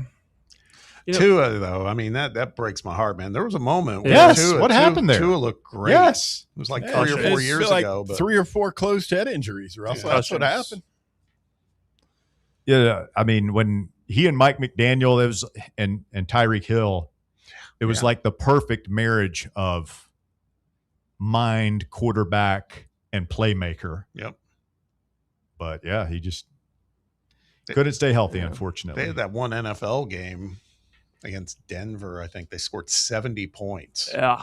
I mean, because they also had Waddle, they also had Achane. They were loaded for just a minute, and then it all vanished quickly. It's how fast it can go in the NFL. Yeah. I feel like when I hear fans get into thinking about Joe Milton and watching him throw the football, it feels like watching your friends start to get into like cryptocurrency. And you're like, oh, they might win big once, and you're like, look, man, just don't go down this path. Yeah. We went down it for a long time. We thought it was going to work out, and eventually the rug gets pulled out from under you, and you realize that he can throw the ball 100 yards, but he cannot complete a 5-yard slant. I did see Schottenheimer saying something that felt like a little bit of an underhanded compliment, but I think was meant in the right way. But he was talking about arm talent and all these guys that can throw, can really throw the ball. And he's like, well, this is the NFL. You're almost always going to be off platform. You're almost always going to be throwing from different arm angles on the run and all this stuff. Can you play quarterback? And Joe's done a really good job of developing that the last 2 years. So it sounded like the Cowboys would be loath to let him go. I mean, I guess the Falcons or any other team that would be interested in Joe Milton would have to put together quite the package, I think, to lure him away. I mean, he may have the just raw arm talent more than anybody ever. I mean, he's unbelievable. Richardson, believe it or not, Anthony Richardson for a minute had some. He was right up there, man. Very similar to Joe. Yeah, we'll always have the 60-yard bomb quite off his a bit back better foot. I think Joe's better than Anthony. Anthony was a better college player. Yeah, he was higher draft pick, much more accomplished. I still say he got drafted mainly off that one game against us where he looked like he was all world. Oh yeah, I mean, you could see how teams would fall in love with just the physicality of both of those guys. And I mean, they've hardly been the only ones through the years, right? I mean, Jamarcus Russell probably being the best example of a guy that looked like $1 million and could really sling it. Yeah, but I mean, between the scissor up and the complete refusal to do any kind of, work. Yeah, it's now unanimous. The ACC has passed a rule that doesn't allow players to return from the NFL, NBA, and WNBA to play for an ACC school. So not all sports, but they were consistent with what the Big Ten and SEC did. So does this play into these players that are suing?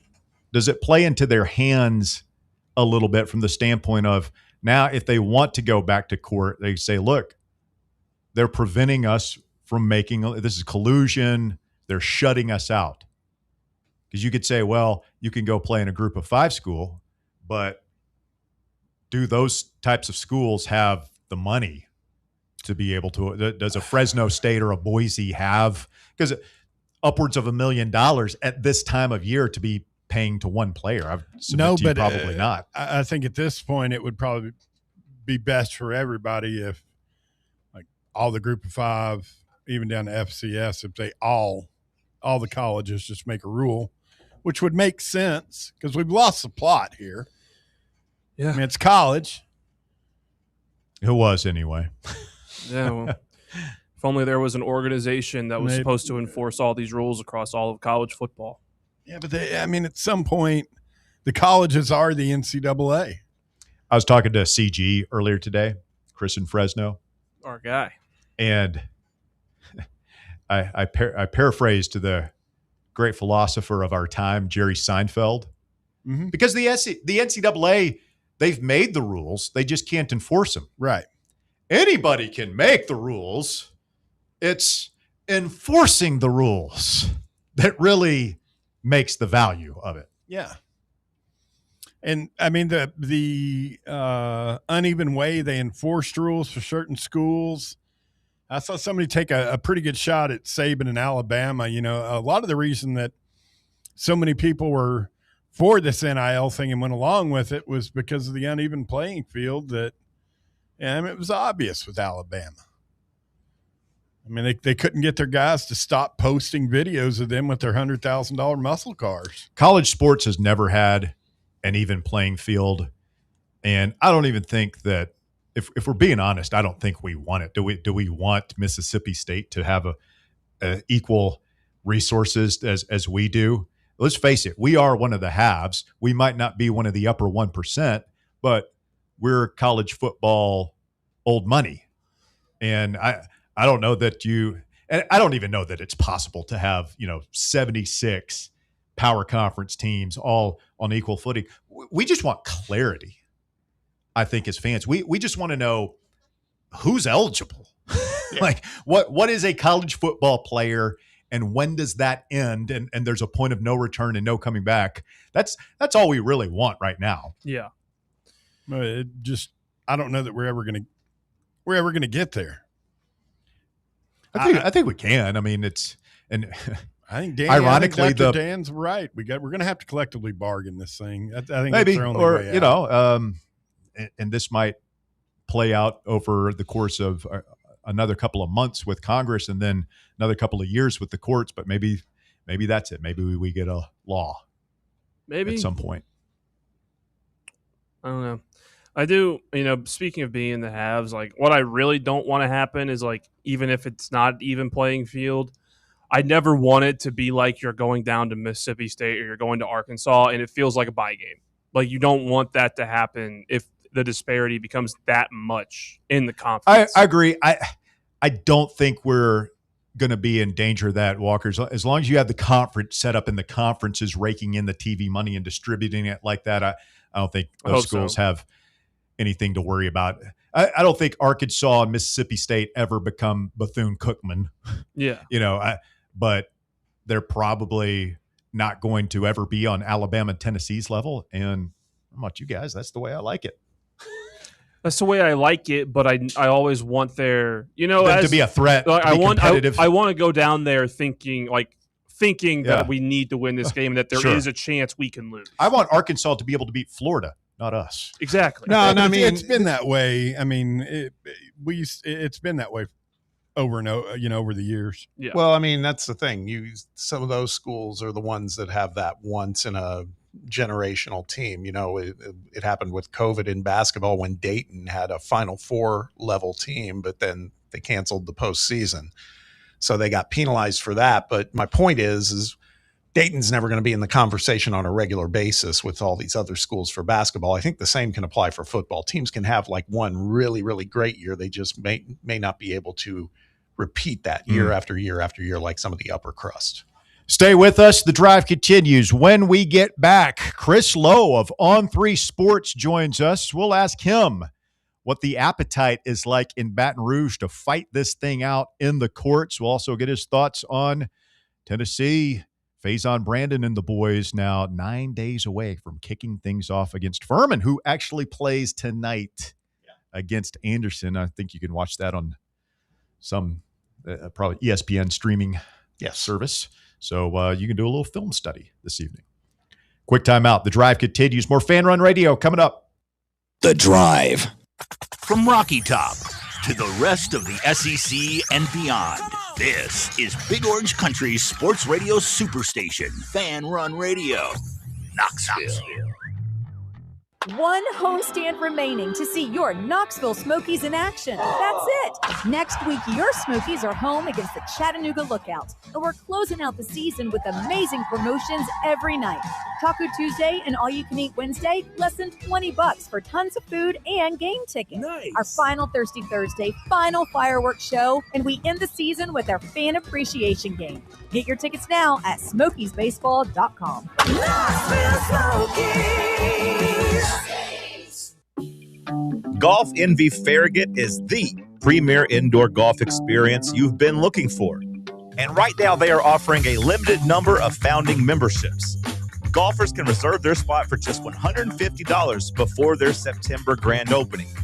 Founding members receive 90 days of unlimited guest passes as well as an exclusive risk-free first month.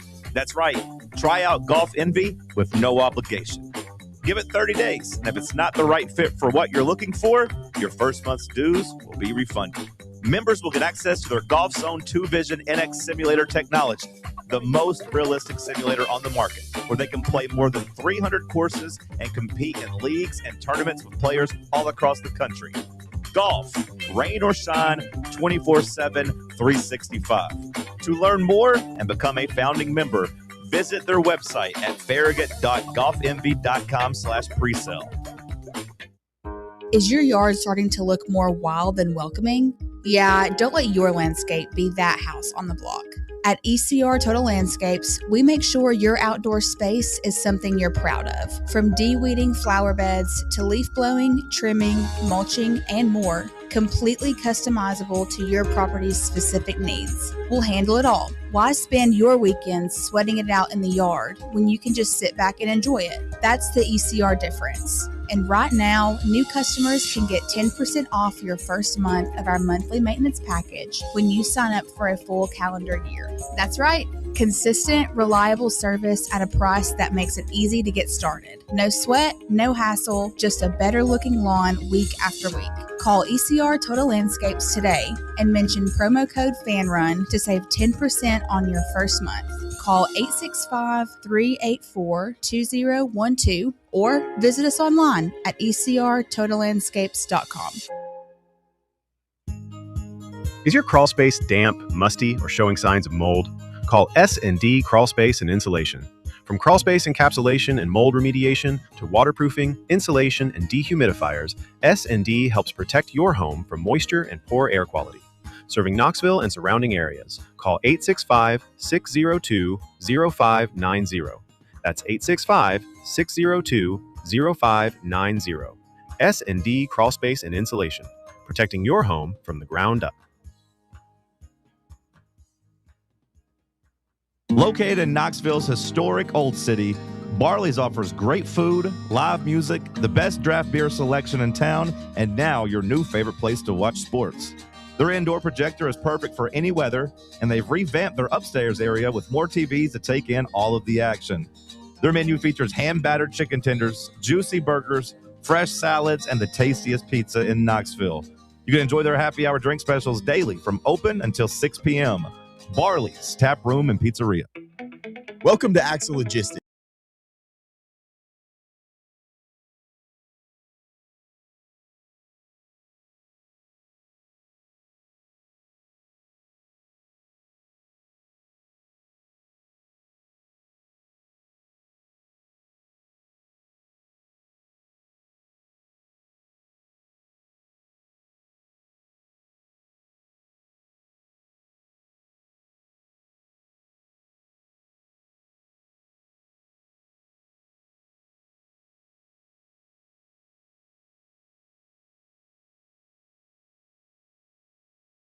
Afternoon here in East Tennessee, and pleased to be joined by Chris Lowe of On 3 Sports. Good afternoon, Chris. How are you, sir? I'm doing great. How are you guys doing? Hey, man, we are doing fantastic now that there's single-digit days till college football. You know, we are probably just about sick and tired of talking about who's going to be eligible and who's not. I know you've been covering it closely as well. What's the latest in the ongoing war between Birmingham and Baton Rouge these days? Yeah, well, you guys can we can talk like 4 more times today. It'll change every time. It's I think in just to sort of in a nutshell, the SEC came down pretty hard, as did the Big Ten, about eligibility and pro players. And I think there's 2 different issues in the SEC. You also have the interconference transfer rule, which has been an existing bylaw that the SEC also made very clear that they were going to continue to uphold those policies. And there's severe penalties. You know, you suspending a coach for half a year, taking away a school's revenue from what they would normally get in the league, taking away voting privileges. And here's the thing to me that was most ominous, if you're LSU, is the commissioner, Greg Sankey, has the authority to go above and beyond that if he wants to. I think this is right. I was thinking about this today. I'm pretty sure when Bruce Pearl got in trouble at Tennessee, there was some penalties by the NCAA. I think Mike Slob added games on top of that, if I'm not mistaken, that he was suspended, which sort of goes back to the commissioners has the discretion to do what he is. So basically, it's like the old, the old commercial. I'm still on the H here. Battery on Robert Blake's shoulder. I dare you to go ahead and knock it off. And the SEC said, I dare you to play one of these kids. And if you do, there's going to be hell to pay. Now, there's always going to be other legal challenges. There's always going to be litigators. There's always going to be district court judges that they're going to take these things to court. I don't think, though, if you're LSU at the end of the day, you want to be suing the conference because you're forever in their crosshairs after that. CeeLo, thanks for joining us as always. On the same front, they had this whole, when they were implementing this new policy, the SEC, they took it to a vote with the college presidents. And as I understood it, the vote ended up being 15-0 with LSU abstaining. I mean, just from your perspective, does that not just create further acrimony within the conference leadership, though, too, as far as the individual institutions? It has to. Yeah. Mm-hmm. Yeah. Well, initially, I think it was 16-0 when they first talked about it. And then when they did the final vote, LSU abstained, which I guess if you got a coach and an athletic department that are fighting this the way they are, as weak as it looks from an administrative leadership position, you almost have to. And I think that's what they've done. Now, will they play this thing to the hilt? I guess we're going to find out. You got attorneys representing some of these kids, not just the kids going to LSU. Let's say I think there's a hearing the 31st. They're going back to see what they can do. I just don't think that talking to people who are much more have much more legal prowess than I do that they're going to be very successful at suing the SEC, or is the juice worth the squeeze? And I think that's what it gets down to if you're LSU, because if they were to roll the dice and play one of these kids in the first game, who knows where it leads to for them? What are they going to secede from the SEC? Yeah. I don't think so. You look at the cash that's being paid out to all these member schools. So that's where we are. The SEC, the presidents, the chancellors made a hard stand. And I say it's probably past due for that, because I've always thought that the presidents and the chancellors are the ones that can stop a lot of this. Not all of it, but a lot of it. And I think that's what you saw happen in Birmingham, is they said, hey, enough. If you're a pro player, if you signed a contract, if you've been in a camp, you're not going to come back and play college football or college basketball. We also have, and this is a separate issue, an interconference transfer bylaw that has been in place. You cannot, after that winter portal, there is no April portal now. You cannot transfer within the conference. And I understand there's LSU's trying to get this loophole to play in its favor. Well, they didn't transfer from Ole Miss to LSU. They went pro and then they transferred, which is, pretty silly semantics if you ask me. So I think that's what happens. The presidents and chancellors, and I talked to a couple of them. I just talked to Candace Story-Lee a little bit ago about some of this, the 80 of Andy, and Candace is as smart as they come, and was a student athlete at Vanderbilt. So she's sort of seen, the administrative side and the side as an athlete. And I think that's what you saw happen in Birmingham this week. And there invariably will be other legal challenges. And, but if they don't make that stand, what happens if you're a basketball player next year? You're a good player. You play 2 years at Tennessee. You go pro. But you know what? You play 2 years in the league and you're not any good. And you get cut. Well, I got 2 years left to come back and play at Tennessee. I'm going to do that. So if you don't do something like this as a president, chancellor in the league, then it's never going to end. As one president told me, if we don't get this done, this is before they voted, if we don't get this done, it's over for us. And I think that's sort of where we are right now. I will say this. I think Tennessee basketball with Jalen Washington, and talking to somebody at Tennessee today, there is optimism that he's still going to be able to come and play for Tennessee. He's still practicing. There's another, I think, 30 days. There's another hearing with that same judge that presided over the stay that for right now makes him eligible. But in his case, he did not declare for the draft. He didn't sign any paperwork to declare for the draft. He didn't sign a contract. What he did is he played in some NBA Summer League games. So there's some per diem there and things like that. So there is some optimism at Tennessee that it will work out for him and he will be able to come back and play for Tennessee this winter in hoops. We were talking about this earlier, CeeLo, from the standpoint of Mark Mitchell at Kentucky, because it feels like that's almost the identical scenario. And of course, his hearing was heard in a different state. It was in the state of Kentucky. So I guess that's the difference. But by all accounts, I mean, there's a lot of people saying the SEC is going to hold Kentucky's feet to the fire on this as well.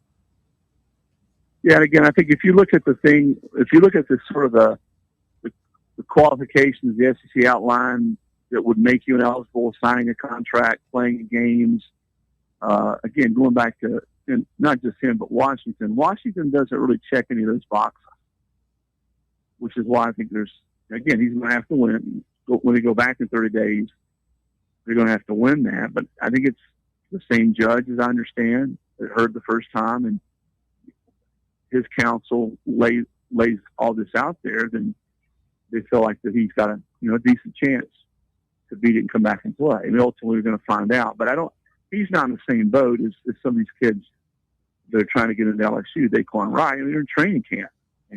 They declared for the draft. To be fair, I don't think we really are probably having these conversations with the NCAA would have been just halfway savvy about all this and grandfathered in those 22 kids from the 22 class to 5 for 5.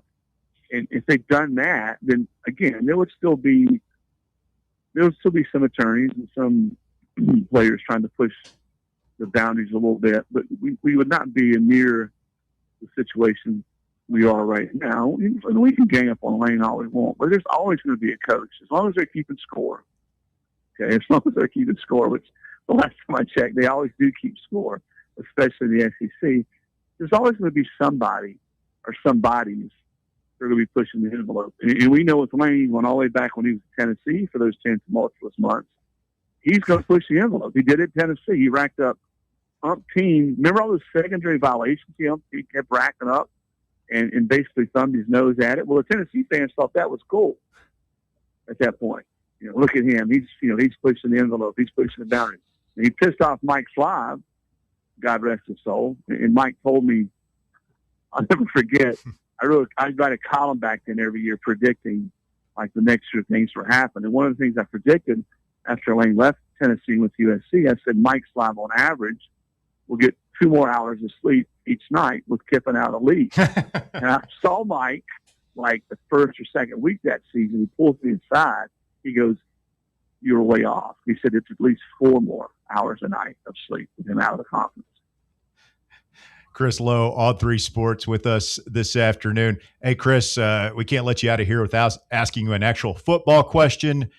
Your thoughts, Faison Brandon named the starter for Josh Heupel and the Vols this year. How does that change your outlook for Tennessee, if at all? No, it really doesn't. I felt coming out of the spring it was his job to lose, and he clearly didn't lose it. I think fans are going to really like watching him play with his skill set and his athleticism. And he's not he's not an athlete who plays quarterback. It's the other way around. He can really throw it down the field. I know that in talking to Heupel even before they started preseason camp, he loved his presence as a quarterback, and how much of a student of the game and how much he studied and how important it was for him to be a good teammate and bring people along with him. I think that's the thing he did this camp, that over and above his ability on the field is, guys believe in him. He brought those guys along and they see, what he's capable of. He's going to have some growing pains. He's never played, period. He hadn't even played in mop-up duty at the collegiate level. But you don't win as much as he's won when you look at his record in high school unless you have something to you. And I think that's the thing that everybody I've talked to, even other schools, coaches who recruit him, all talked about that as just what a consistent winner he is and how he does things that it takes to win games. I mean, it's going to be a lot of fun to watch him grow. He'll have some mistakes. I mean, that second game on the road at Georgia Tech, I think in a lot of ways will be sort of a telltale game, not only for him, but for Tennessee. But he's got all the intangibles and all the sort of the athletic ability to be a really good quarterback. It's funny, he got to go all the way back. I can only find one other since Prince Schaefer, or Zed Ogeron used to call him Prince Schaefer, in 2004. That was a true freshman that started the first game of the SEC, and that was Bo Nix at Auburn in 2019. Well, Nix had a really good year that year. So I think Josh Heupel and Joey Halls in Tennessee are counting on the same thing, for this kid. Very, very quickly. Last thing from me, Chris. I saw your piece. I enjoyed it. That you just wrote on 3 about Shane Beamer. And the reason I want to bring this up is, to me, he's one of the top names if you think about coaches that may be on the hot seat in the SEC.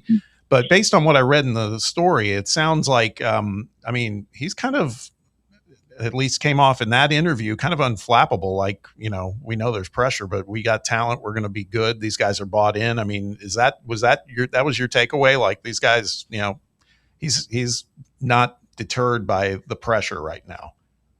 Well, I think all coaches feel it. Yeah. When you have a bad year, they were certainly a bad team last year at 4-8, but as you said, in 24 they were really good. They were right there in the season. In fact, had there been a 16-team playoff that year, they would have gotten in. I know he likes I watched him practice. I was there last week, watched him practice. They do look a lot better. I like some of the depth he's built. They got 2 really good cornerbacks. Whose Sellers, I think the best thing to happen to him was Kendall Briles coming in as OC. He's the 3rd different OC there in 3 years. Mike Sewell was just not a good hire last year as OC. So I think they'll be better, but their 2 best players haven't practiced. Zacharias Peak, OT, tackle, and Dylan Stewart's got a back. So they got to get those guys back. They hope to against Mississippi State that 3rd week. But if they get those guys back and they're healthy, I think you could put them in a group with maybe 3 or 4 other teams that have a chance to surprise. But I'll leave you with this. There's going to be a lot of teams. Maybe Tennessee's one of them that have, 3, 4, 5 losses this year with the 9th league game. They're all going to be pretty good teams. And even teams potentially, I think, could make some noise in the playoff. But when you play a 9th game in this league, and you've got a tough non-conference game, which I think I would put Tennessee's game at Georgia Tech as being one of those. Texas plays Ohio State, Oklahoma plays Michigan. There's going to be some teams in this league that lose, and fan bases and media and donors are probably going to have to wrap their hands around this. They're going to be really good teams, but their records aren't going to be elite. It's Chris Lowe on 3 Sports. Chris, really appreciate the time. Thanks for joining us. You bet, guys. Take care. See you, Chris. Chris Lowe of On 3 one more time, and interesting food for thought. I totally agree there. I think there's going to be, Georgia and Texas clearly a cut above from a talent perspective. And then like teams 3 through 13. Yeah, absolutely. It's just a jumble. That's what I've been saying. Just a couple breaks here and there for any of these teams, ours included. It's not necessarily about winning the SEC. It's getting into that field of 12. That's what's going to be critical. Yeah, absolutely. So speaking of talent thresholds, 247 Sports released their annual 247 talent composite today. And there's a lot of interesting movement on it this year. We'll get inside those numbers when we continue here on The Drive. It's Fan Run Radio. Stay with us. The Drive. Miss any of your favorite Fan Run show? Listen to the podcast on our free Fan Run Radio app or wherever you listen to podcasts. White Claw is taking hard seltzer to new heights with White Claw Surge. At 8% alcohol, White Claw Surge is a stronger wave of refreshment that doesn't compromise on taste. Available in 4 bold waves of flavor like ripe blackberry, citrusy blood orange, zesty natural lime, and tart cranberry. Check out your favorite retailer in-store and online for the White Claw Surge Variety 12-pack and 16-ounce single-serve cans. White Claw Surge. Please drink responsibly. Citizens National Bank. Are you getting penalized because you can't make it to your bank on time? No need for unnecessary roughness. It's time for a new game plan. Easily manage your accounts with Citizens National Bank's mobile banking app. Check your balance, deposit a check, and pay a bill all from your phone with CNB's mobile banking. Citizens National Bank. Banking never felt so good. Member FDIC. Is your crawl space damp, musty, or showing signs of mold? Call S&D Crawl Space and Insulation. From crawl space encapsulation and mold remediation to waterproofing, insulation, and dehumidifiers, S&D helps protect your home from moisture and poor air quality. Serving Knoxville and surrounding areas. Call 865-602-0590. That's 865-602-0590. S&D Crawl Space and Insulation, protecting your home from the ground up. Your smile says it all, so make sure it's saying the right thing. At Knoxville Smiles, we believe healthy teeth mean happy lives. Invisalign is a clear aligner orthodontic treatment that gradually straightens teeth without the use of traditional metal braces. And now, at Knoxville Smiles, we're offering Invisalign special pricing for new patients. Call for details at 865-539-1776 or just visit us at knoxvillesmiles.com. Don't wait another day to love your smile. Smile brighter with Knoxville Smiles. Matlock Tire, East Tennessee's #1 tire service and auto repair shop since 1953. Matlock means auto service you can trust. At Matlock, they don't just do tires, they also do oil changes, brake repair, wheel alignments, and more. Visit one of their 5 locations in Farragut, Maryville, Lenore City, Athens, and Hardin Valley. You can schedule your service online today at MatlockTireService.com. Modern convenience, hometown service, Matlock Tire Service and Auto Repair. Ball fans, reimagine your home at Broadway Carpets and Flooring for any remodeling or building needs. With a variety of carpets, rugs, hardwood, vinyl, and stone, Broadway has all the flooring and installation options you're looking for, including pet-resistant products like Pet Perfect Carpet from Shaw Floors. Visit their showroom in downtown Knoxville or the location in West Knoxville located on Kingston Pike near Pellissippi Parkway today. In a world filled with deadlines and screens,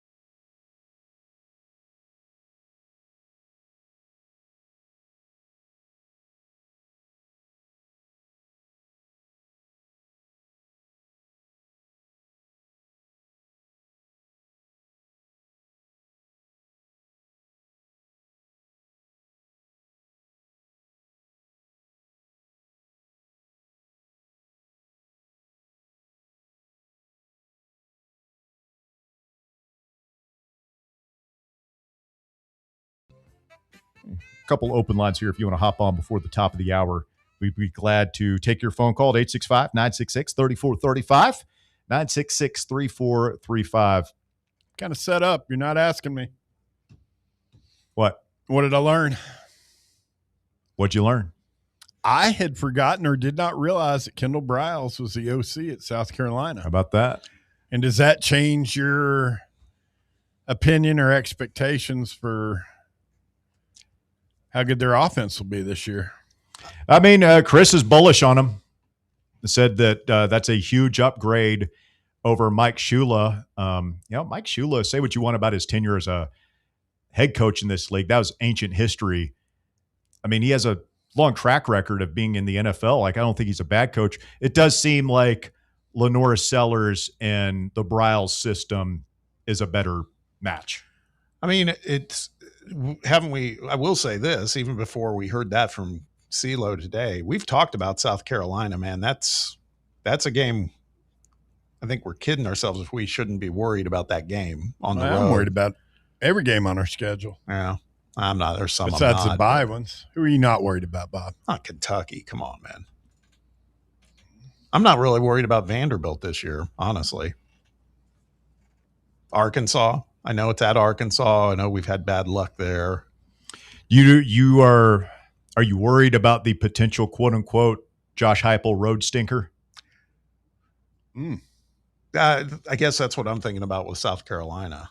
Yeah, that's one that they're good enough that, man, you don't have a margin for error. They got more talent than Arkansas for sure. And along that note, let's get into the 247 talent composite. We talk about this every year. It's certainly not the be all end all. I think it's a good tool. I think this and good the indicator. Bud Elliott blue chip ratio are probably the best things, analytical measurements of just overall talent levels on a football team. And basically what it is, we all know, we're all familiar with the recruiting class rankings, right? You've got, you sign 25 guys, you have the number, 9 class in America, the number 4 class in the SEC, however it ends up like that. But this just takes your entire roster and their recruiting rankings and adds it all up together, averages it out. Tennessee was number 16 on this list last year, up to number 11. It's good this year, ahead of Florida, Miami, Ole Miss. South Carolina's 15, one spot ahead of Clemson at number 16. We've had a big influx of talent this year. Yeah, I mean that's a pretty big jump to me. Getting up to number, I was not expecting to climb that high this year. That's encouraging. No, I think you combine it with, one, the steady, good high school recruiting that Josh Heupel has done. Like, I feel like over the past 3 or 4 years, we haven't really had much complaints about Josh Heupel high school recruiting, even though we keep saying that doesn't matter that much anymore. Well, How this much figures does it really in matter? Sure, And, this figures in transfers as well. Yeah, and the big jump comes from is like he took 4 or 5 times more transfers than he has in his whole time here. He took close to or over 20 transfers coming in here, all of which were impact players, or at least close to impact players, second string at least. So you just look at all that talent that's come in from high school and in this transfer class, it makes sense that you jump that high. Georgia has the most talent in the country by a pretty sizable gap over the second place team, Oregon. Alabama's fallen to third. I mean, they were number 1 or number 2 in this thing for a long time. And you can't help but wonder, Bob, is this a sign of the times, the post-Saban era that they're entering into? I don't know that they fall off the map, but I wouldn't be surprised to see that, when you talk about Texas and Ohio State being behind them, Texas A&M, Notre Dame, I want to certainly LSU, who comes in at number 8 on this, despite the coaching change, they're still one of the top 10 most talented teams in the program. Would it be a surprise to me to see Alabama continue to fall down this list in the next couple of seasons? Hey, I think we've talked about this before. I think that's why part and parcel to why Nick Saban retired, man. I think he saw the sands shifting, and he knew it was going to get harder and harder to dominate this like he has in the past. Well, he wasn't going to have the uneven, the advantage. Game's changed, man. Mm-hmm. No, I don't think Alabama will like sink like a rock, but I do think I won't surprise me to see them slip a little more, stay in the top 10, but maybe be in the 6, 7, 8 range regularity. By the way, Indiana last year in this, famously, they were like in the 60s somewhere. Yes. Where do you think they are now? I don't know. I'm looking for them. Oh, God. Well, they're still low. They've moved. Big jump. Yeah. But they're the 41st most talented roster in the country. Here are some of the rosters that have more talent, according to the star system, than defending national champion Indiana this year. Syracuse, Louisville, Minnesota, NC State, Georgia Tech, Texas Tech, Cal, Wisconsin, Kentucky, UCLA, Nebraska, Mississippi State. It's just mind-boggling. And Indiana, I think, is a consensus top 5 team coming into the season again. How do we feel about UCLA? Something tells me with Chesney there, and I want to root against them. I actually think they might not be bad this year. Well, they're trying to find their own brand of Signetti magic, going to that JMU tree once again. True. Did you see? I haven't seen the full commercial, but Signetti's got a State Farm commercial now. And you were telling me Kiffin has a Dr. Pepper Fansville. Yes, the Kiffin one. I want to. So that's the commercial you'll be sick of seeing by the 3rd week of the season. But I got to tell you, the first time I saw it, it was funny. The Kiffin one. I haven't seen the. I would imagine it would be. Yeah. He plays it well, man. He plays it well. He knows his brand. Malignant narcissist, borderline sociopath. All these SEC teams, man.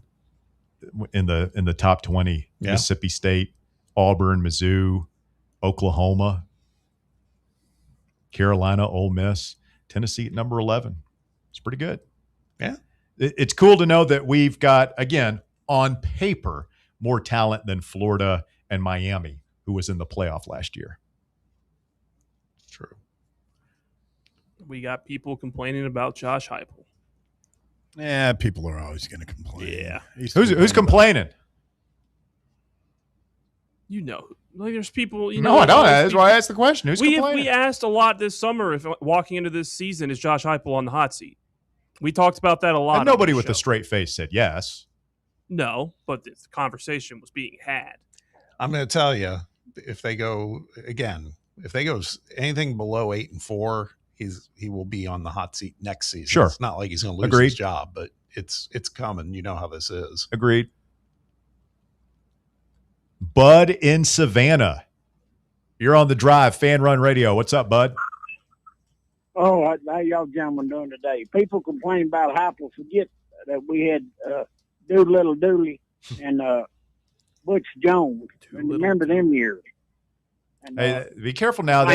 Dooley makes a hell of a hamburger, right, Walker? He does. Great cheeseburger. Well, I was up there. I was in now the school a lot when he was up there, and I went in the coaches. I stuff, and they didn't nobody like him, and Butch Jones didn't have a clue. But what I talk to you about was, y'all remember when Shane Beamer was a recruiting man for University of Tennessee? Yeah, he was a GA here. He come down to Savannah when they was recruiting. We had a wide receiver of all state down here, and he Sam Shutt, and he come down here with the stopwatch, and Sam was maybe about 5'10", but he was a white guy, and he kept looking at his thing and he's saying, "This can't be right." He's running the 4.40. He said, "This can't be right." Well, Sam ended up signing, played 4 years with TCU, but he said, "I can't believe he's that fast." I said, "Well, he's all state. I mean, it ain't a joke or a mystery." But then I run into him at his daddy's kicking camp up at Virginia Beach, and I seen him up there one time too. He remembered me, but I just thought that we could have got rid of him a long time ago when he was a grad assistant at Tennessee, or put him working in the laundry, put him working for Roger Frazier or something like that. Well, done away with him. I don't think that Shane Beamer has no place in college football. I think that he was cast fine as he was a special teams coach at Oklahoma before he got that job. He was never been an OC or a defensive coordinator. He's always been a kicking game guy, which, fits given the lineage there. But if we need Daddy was the best kicking coordinator ever was. Well, he ain't no better than him. He learned from the best.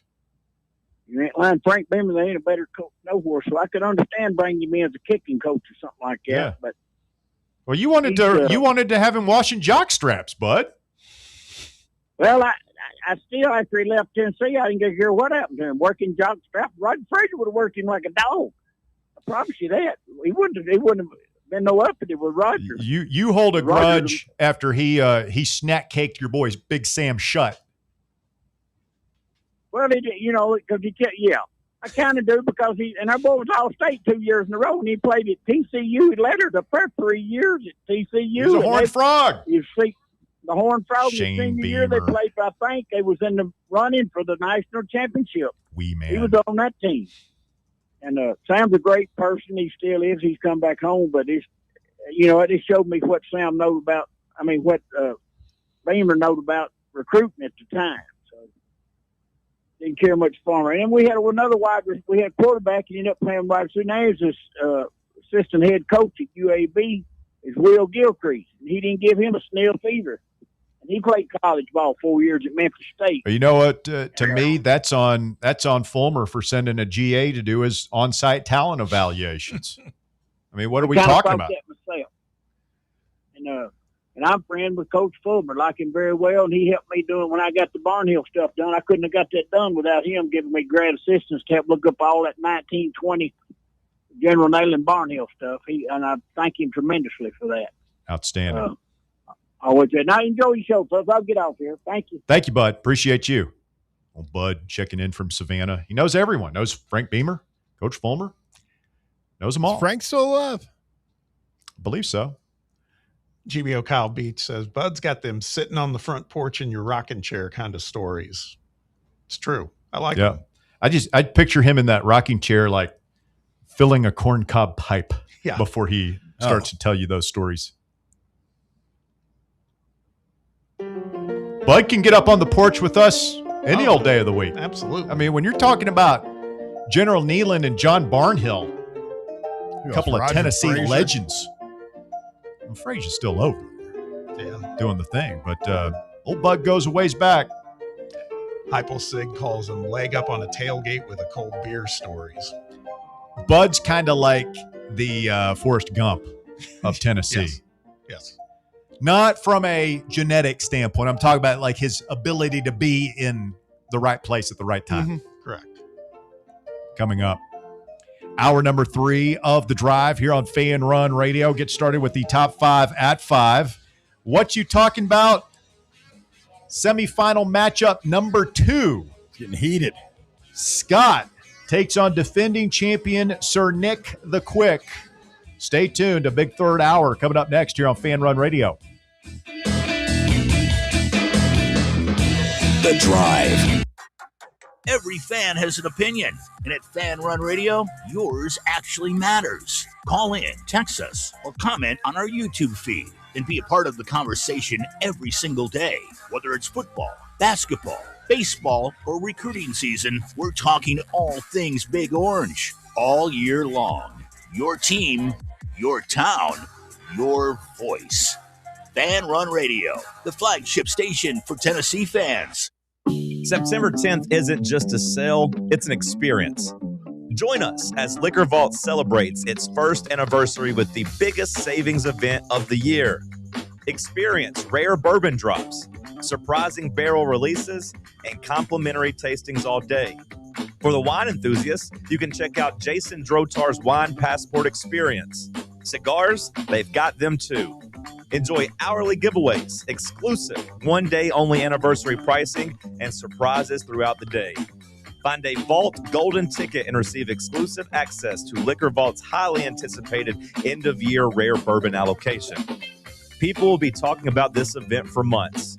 The only question is, will you be there? The Vault Experience, September 10th, only at Liquor Vault's anniversary party. Located at 2901 Tazewell Pike. Check out their specials and sign up to get discounts at liquorvault.com. Are you ready for the start of a new season? Maybe looking for your team to go on a tournament run? Get game day ready with Crumble. Head on over to your nearest location and pick up 12 pre-selected cookies plus exclusive toppers. When you're looking for dessert options, there's no question about who you should call on. Our listeners already know. Last year, the Dubai chocolate was a home run, along with the brownie batter. Oreo crumb was another crowd favorite. What new flavor will set the standard this season? If you're in the Knoxville area, there are 3 locations ready to serve you: Clinton Highway, Parkside Drive, and Maryville. Download the Crumble app to build your best lineup and vote on the best combos. You can even put your bid in to request a new flavor. Order in the app and slide on over to your nearest location. Tell them Fan Run sent you, and as always, it's for the fans, by the fans. Don't miss the cookies. Blackford Veterinary Surgery Referral specializes in surgeries not regularly performed by your pet's general veterinarian. They're currently accepting referrals from vets all across the country. With their newly renovated state-of-the-art surgery center and highly trained staff, clients can rely on professional and thorough care. If your vet says that your pet needs surgery or rehab, ask for a referral to Blackford Vet and let them get your best friend back on its feet. Located conveniently in West Knoxville. For more information, visit blackfordvetsurgery.com.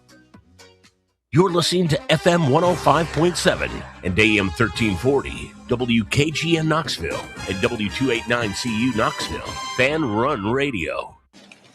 We really need to get some branded stuff. Shirts, hats, promo items, something professional.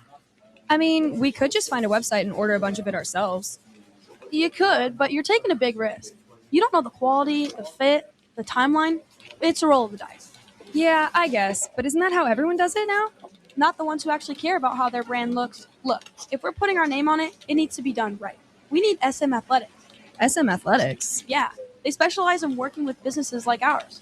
Apparel, hats, promo gear, but real, customized stuff. They actually care if it turns out right. Probably a lot better than getting stuck with 100 t-shirts with crooked logos. Exactly. Plus, they'll walk you through everything. Sizing, colors, material, so it matches the image we're trying to build. Makes sense. What's the name again? SM Athletics. Trust me, if you want to look like a real company, not a flea market stand, this is the move. If you're serious about your brand, work with people who are serious about getting it right. SM Athletics. It's time for The Drive's Top 5 at 5. Quitting time on your Thursday, 5 o'clock here on Fan Run Radio. I'm Russell Smith. Thanks for tuning in to The Drive.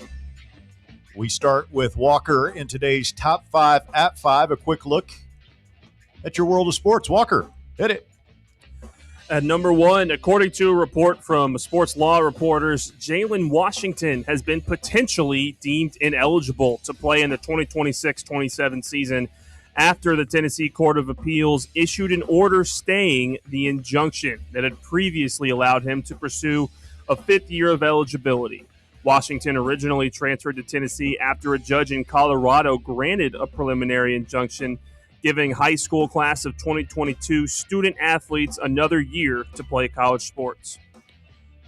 Now, it's funny. We began the show saying doesn't look good for Washington. Yeah. Then we bring on Chris Lowe about 20 minutes ago, and he begins the conversation by noting that whatever I'm about to tell you could change 20 minutes later. Yeah. True. But his opinion was that Chris Washington Jalen. We got 2 Washingtons now. Jalen Washington looked like he might be all right. Which I saw you kind of shrug your eyebrows there, Bob. Yeah, I mean that's encouraging, and I mean Chris has got some. Sure, he's got some access. He's probably talked to the guys, the coaching staff, etc. And hey, man, that's awesome. I struggle to see how that's going to happen, but man, let's hold out hope. We need the guy. The other thing that struck me while he was talking is, wouldn't we get into the whole no intra-conference transfer thing with him? Yeah, that's what I'm saying. That's why I'm convinced, because a lot of people have been doing the whole, why is Kentucky going to get their way and we're not? I don't think they would. That's what I'm saying. I think this would be consistent. So I don't know. So then Kentucky fans, if this happens where Washington somehow works out, then Kentucky fans will be apoplectic. Yeah. Well, I'd be apoplectic if Mitchell can play and Washington can't. Correct. Yeah, either way. They probably, it's one or the other. They should either both be eligible or not. Right. Yes. Is it petty that I would almost hope that neither one of them get to play just because it sticks to Kentucky more than us? I don't know. I just feel like that would probably be the right thing to do, but it would be petty if you were really hoping that Washington would be eligible and Mitchell not. That would be petty. Oh, yeah. I mean, that's what I'm hoping for more than anything. There you go. That's on brand. Yeah, that's on brand.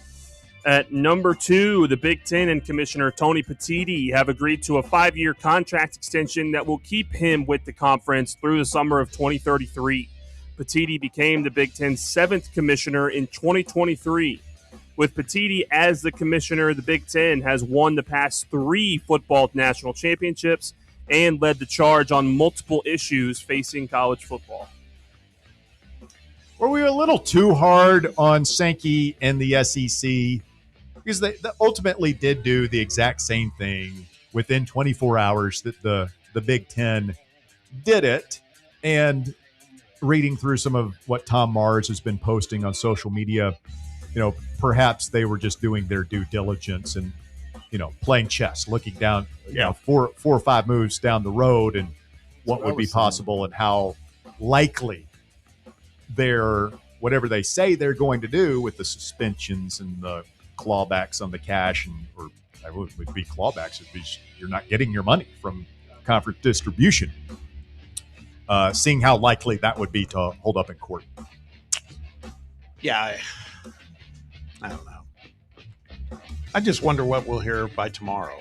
That's what it's like right now. It's literally every single day there's some wrinkle. I mean, every time I open Twitter, it's something new. There's been a new lawsuit filed since we've been on the air in Idaho involving players. At number 3, FCS football is back tonight with multiple games across the country. Some games people around here might be interested in include Austin Peay playing Gardner-Webb, Charleston Southern playing Lindenwood, Chattanooga playing West Georgia, and Tennessee's Week 1 opponent Furman taking on Anderson, South Carolina. All these games are available on ESPN+. Northwestern of Iowa playing Western Illinois tonight. There it is. Love the directional schools. Of Iowa? Yes. Just to be sure it's not the Northwestern Wildcats from the Big Ten. We got the Mustangs of Anderson County going to invade Blaine Stadium. Is that where your attention is? Yes. On the Butch Bowl. Blaine Stadium. Mighty Catholic trying to make it 2-0. That's a big game tonight. It is. It'll be actually really entertaining. Who'd they play last week in the barn burner? Who? Anderson County? Anderson County. Powell, your favorite. Quentin, that's where they're the cheatingest bunch of cheaters. Oh, easy. It's high school football. It's not that deep. Well, I mean, that staff has been around town and been in trouble everywhere they've stopped. Walker, for God's sake, please continue. All right. At number 4, Major League Baseball has proposed a 3-week free agent signing window in December as a part of a plan to generate off-season transaction frenzies similar to those in the NFL and NBA. Major League Baseball wants free agency to officially begin on the Monday of the winter meetings, which take place in early December. The window to sign players would close on December 21st and then reopen on the first Monday in February before spring training starts. I mean, why are they worrying about this when we all know that? Yeah, I don't know if Bob, if you saw it, but there was a kind of a proposed salary cap level, and your boys are roughly $250 million over it right now. My boys, the Dodgers. Oh, yeah. Well, and my guys are well over it too. All the Habs in baseball, including Russ's guys. Are well over, but I mean, the Dodgers would have to have a fire sale. Yeah.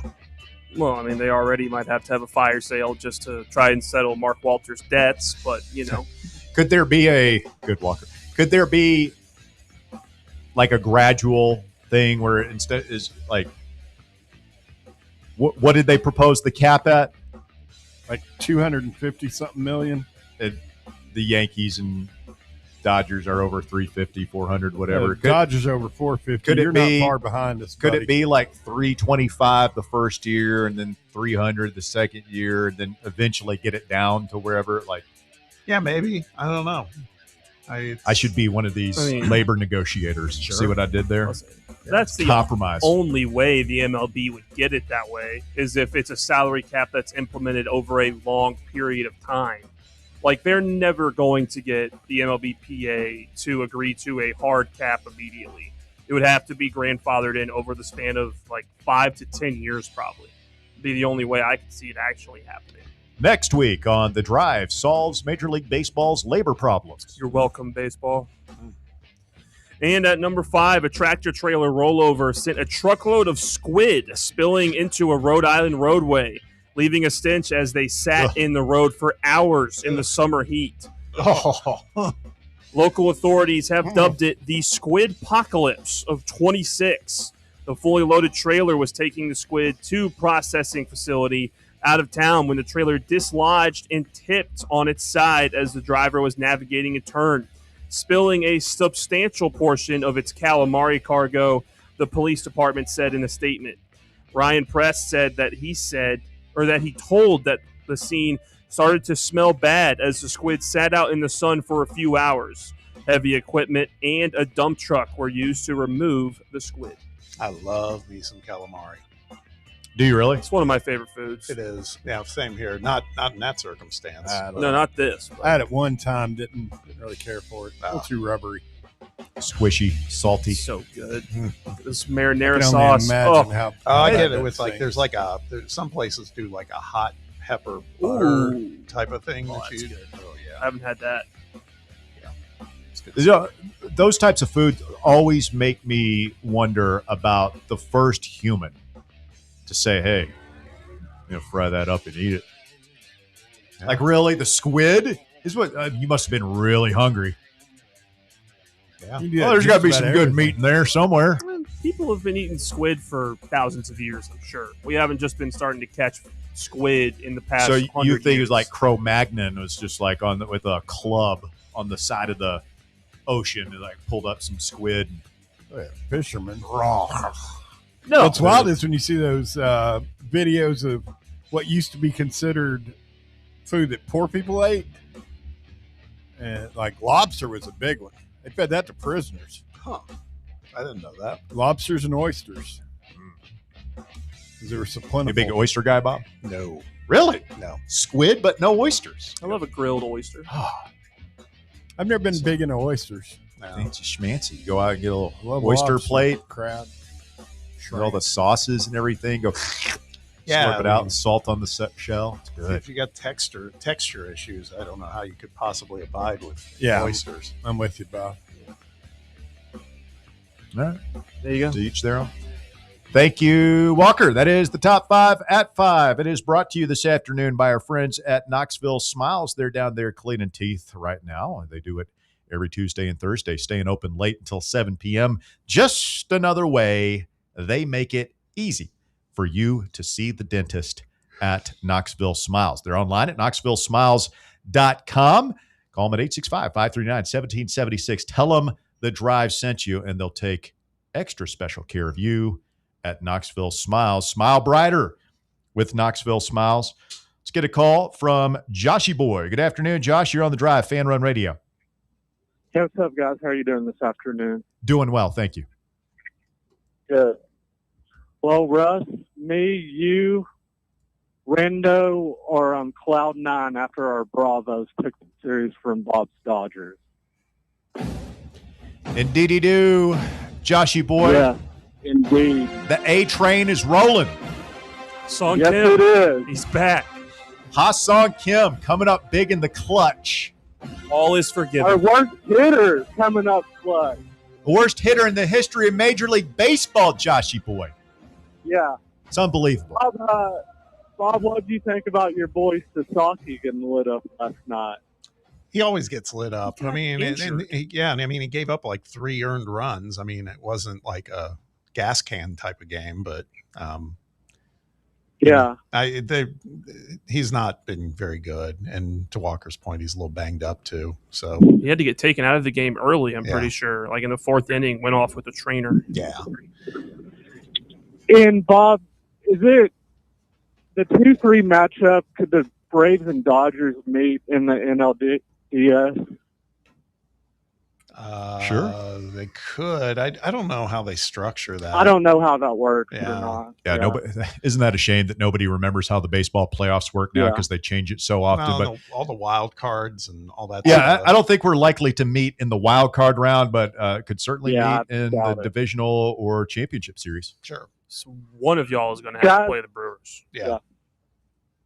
Guys, what do you think the swing games are for Tennessee in football this season? I mean, Georgia Tech right off the bat. Yeah, Yeah. Texas, Auburn. LSU. I mean, yeah, I think by the time you what get to you- November, yeah. like the die is kind of cast, right? But I mean, LSU is certainly a big game. When did we play Oklahoma last year? It was later in the Late season. October. Yeah. Okay. Yeah. Would you say there's a chance we could go down to College Station and beat the Aggies? I'm not counting that as a guaranteed loss, but we're going to have our work cut out for us in that game. Yeah, I mean, it'll be one of the hardest games on your schedule, certainly. But the great thing that Heupel has done here in his 5 seasons is he's stabilized the program. He's brought us back. We'll be an underdog most likely in that game. But the great thing about it is, Joshy Boy, we're finally at the point where you go into every game expecting to have a chance to win. You don't go into any game saying, well, we're just going to get bludgeoned here in this one. Yeah.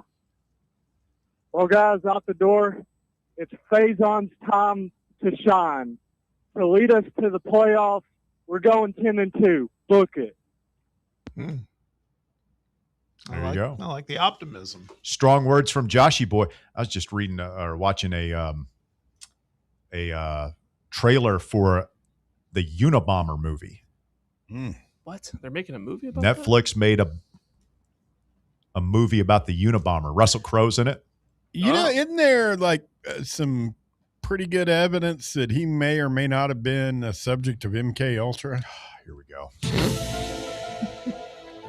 Is it like X-Files? I mean, they pretty much admitted that stuff went on now. They were dosing everybody without anybody knowing it. That did happen. Yeah, I don't know. Do you see any of you guys see Nuremberg with Russell Crowe Yes. that came out this year? Yeah. Phenomenal movie. That was Really, good. really good. What a I great liked, actor. Wait, Russell Crowe just Yeah. disappeared for a while. He's coming back, right?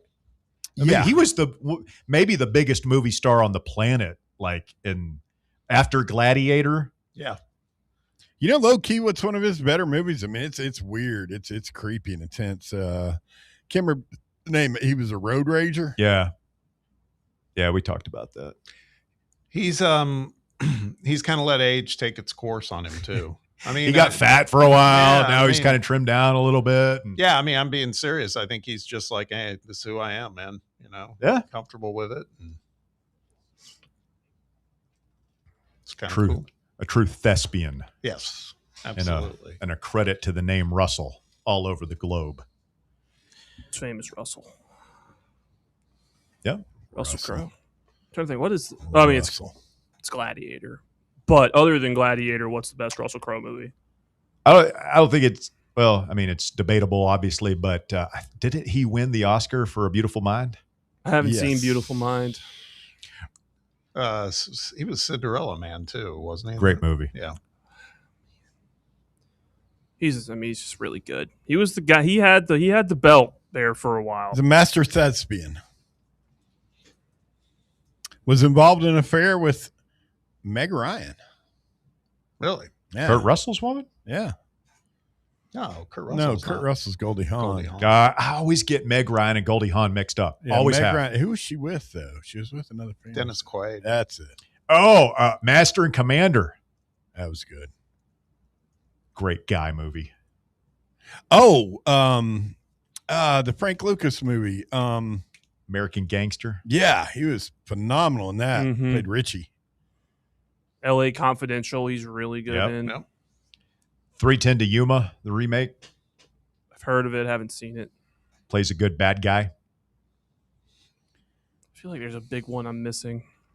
I'm sure there is. He did a Robin Hood. That was a good Robin Hood movie. But is there such thing as Yeah, a it's bad scary. So Robin there's Hood movie? not from the Disney one. That's why all they the keep way doing to- it. It's just a slam Yeah. dunk. Did you see the Taron Egerton one? I don't think so.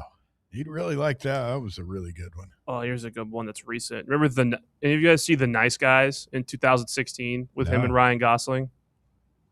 It's a good No, movie. that's on my list. It's really good. Really funny. What was the one? It was kind of like it was Will Ferrell and Mark Wahlberg. The Other Guys. Yeah, Similar to that. hilarious. The Nice Guys. It was a comedy. Yeah. Yeah. It's good.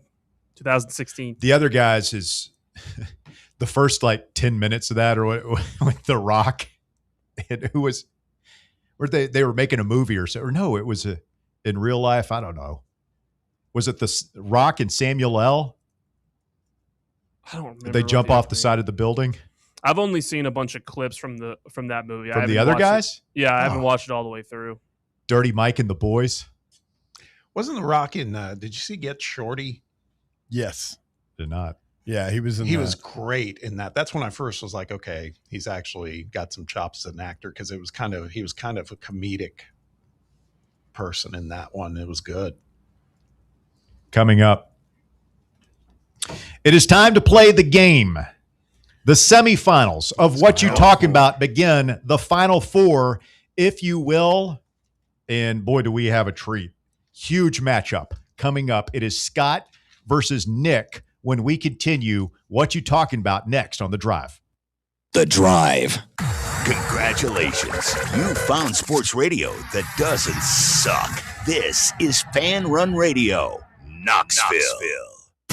It's time for the North Knox Siding and Windows High School Football Player of the Week. Brought to you by North Knox Siding and Windows. Call 865-689-0505 or visit them online at northknoxsidingandwindows.com.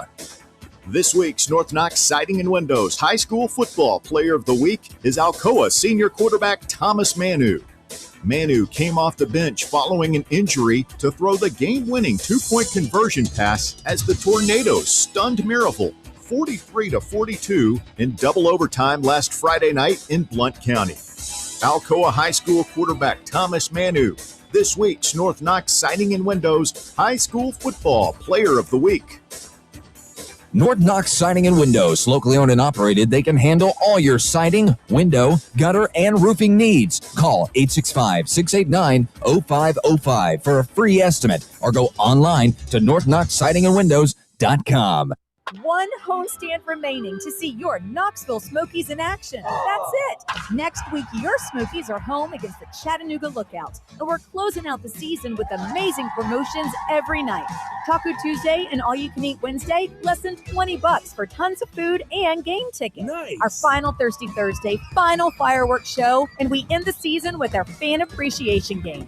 Get your tickets now at SmokiesBaseball.com. Knoxville Smokies! Is your crawl space damp, musty, or showing signs of mold? Call S&D Crawl Space and Insulation. From crawl space encapsulation and mold remediation to waterproofing, insulation, and dehumidifiers, S&D helps protect your home from moisture and poor air quality. Serving Knoxville and surrounding areas, call 865-602-0590. That's 865-602-0590. S&D Crawl Space and Insulation, protecting your home from the ground up.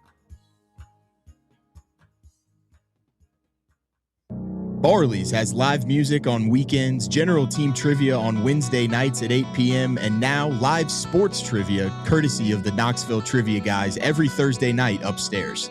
The game starts at 7 p.m. and is free to play for everyone, so head on down to the Old City and show off your sports knowledge and win gift cards to Barley's. Use those gift cards to buy some delicious food and drinks, and you can take it all in with their wide selection of TVs and indoor projectors. Barley's Tap Room and Pizzeria. Tired of spending your weekends working in the yard? Let ECR Total Landscapes handle it for you. We'll take care of de-weeding your flower beds, leaf blowing, trimming, mulching, and more. Let us do the heavy lifting so your landscape looks great.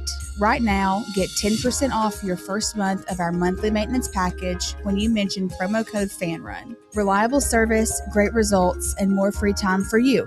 Call us today at 865-384-2012 or visit us online at ecrtotallandscapes.com. Golf Envy Farragut is the premier indoor golf experience you've been looking for. And right now they are offering a limited number of founding memberships.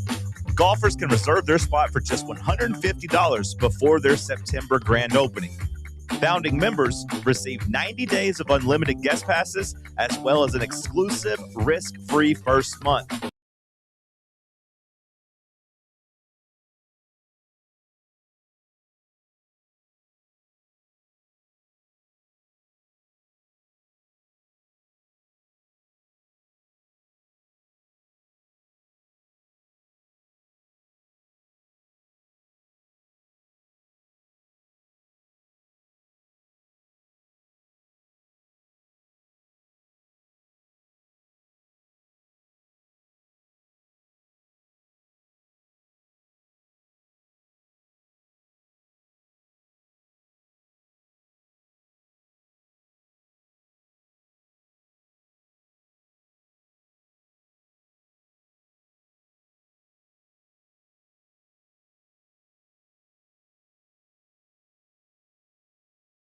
When did Anderson County become the Mustangs? No, but I've been referring to them as the Mustangs intentionally. What? it's derision. They're the Mavericks. Yes. Always have been. Yeah, I know. Why did you say when did they become the Mustangs? I don't know. All right. So anyway, welcome back to the program today. I'm Russell Smith alongside Bob Baskerville. Baron Walker through the glass this afternoon, and boy, do we have a treat for you.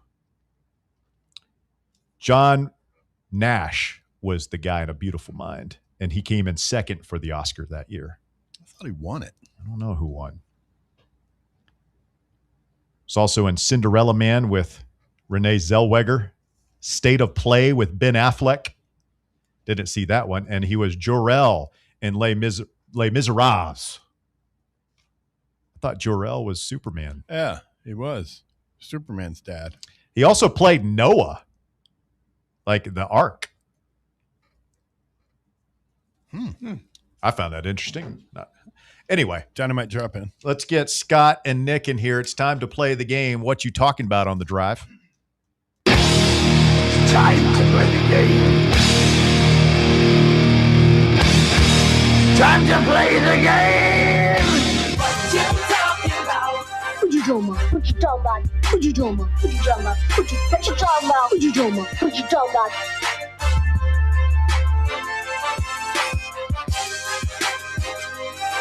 Made his directorial debut in 2014 with The Water Diviner. Never saw that. No. I don't think anybody else did either. Scott is up first today. One of the one seeds in what you talking about. He has been running roughshod through this game ever since his unfortunate phone mishap the first time around. Good afternoon, Scott. How are you, sir? I'm doing well, Russell.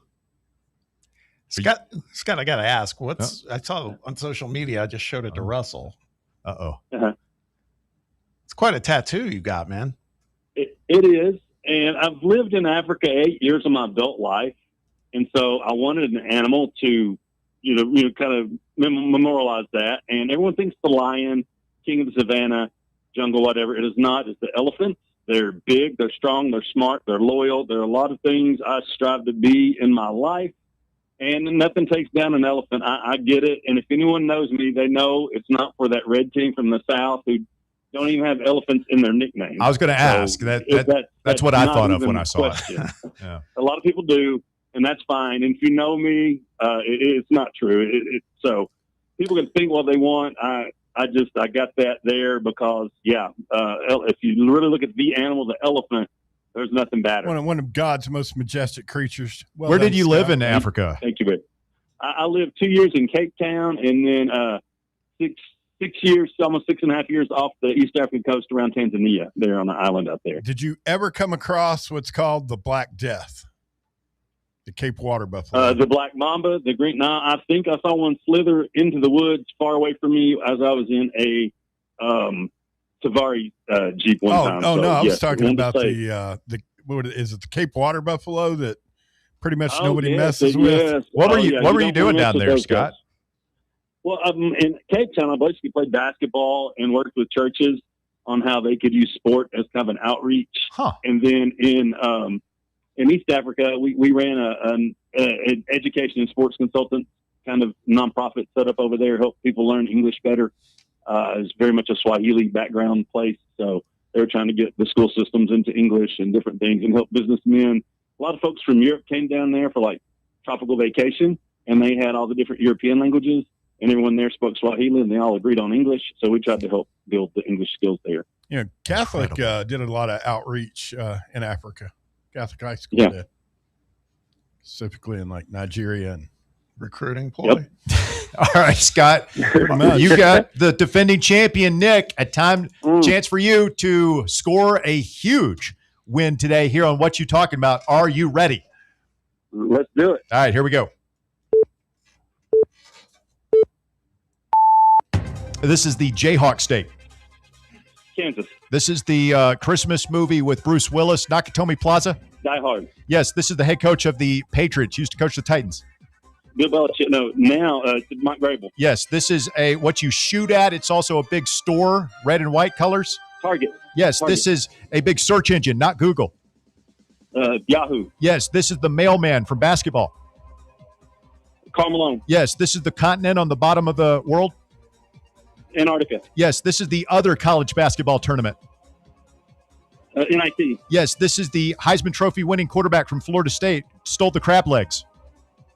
James Winston. Yes, this is a soft drink made of lemon and lime. Sprite. This is where the Red Sox play. Fenway Park. Yes, this is a tennis player, American from the 90s, long hair.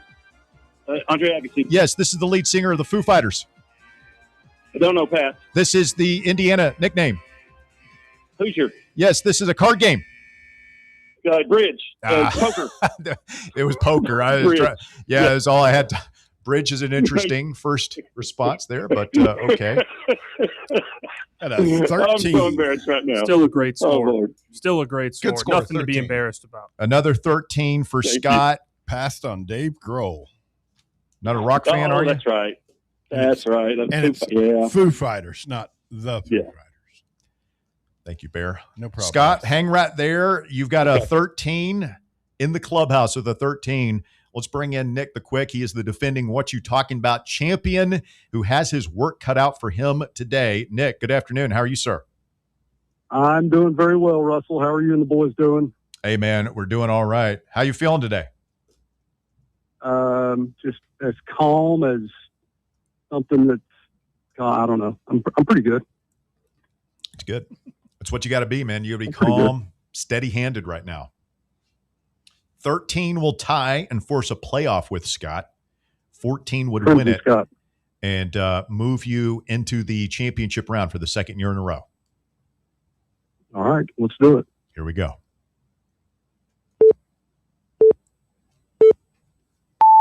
This is the capital of Florida.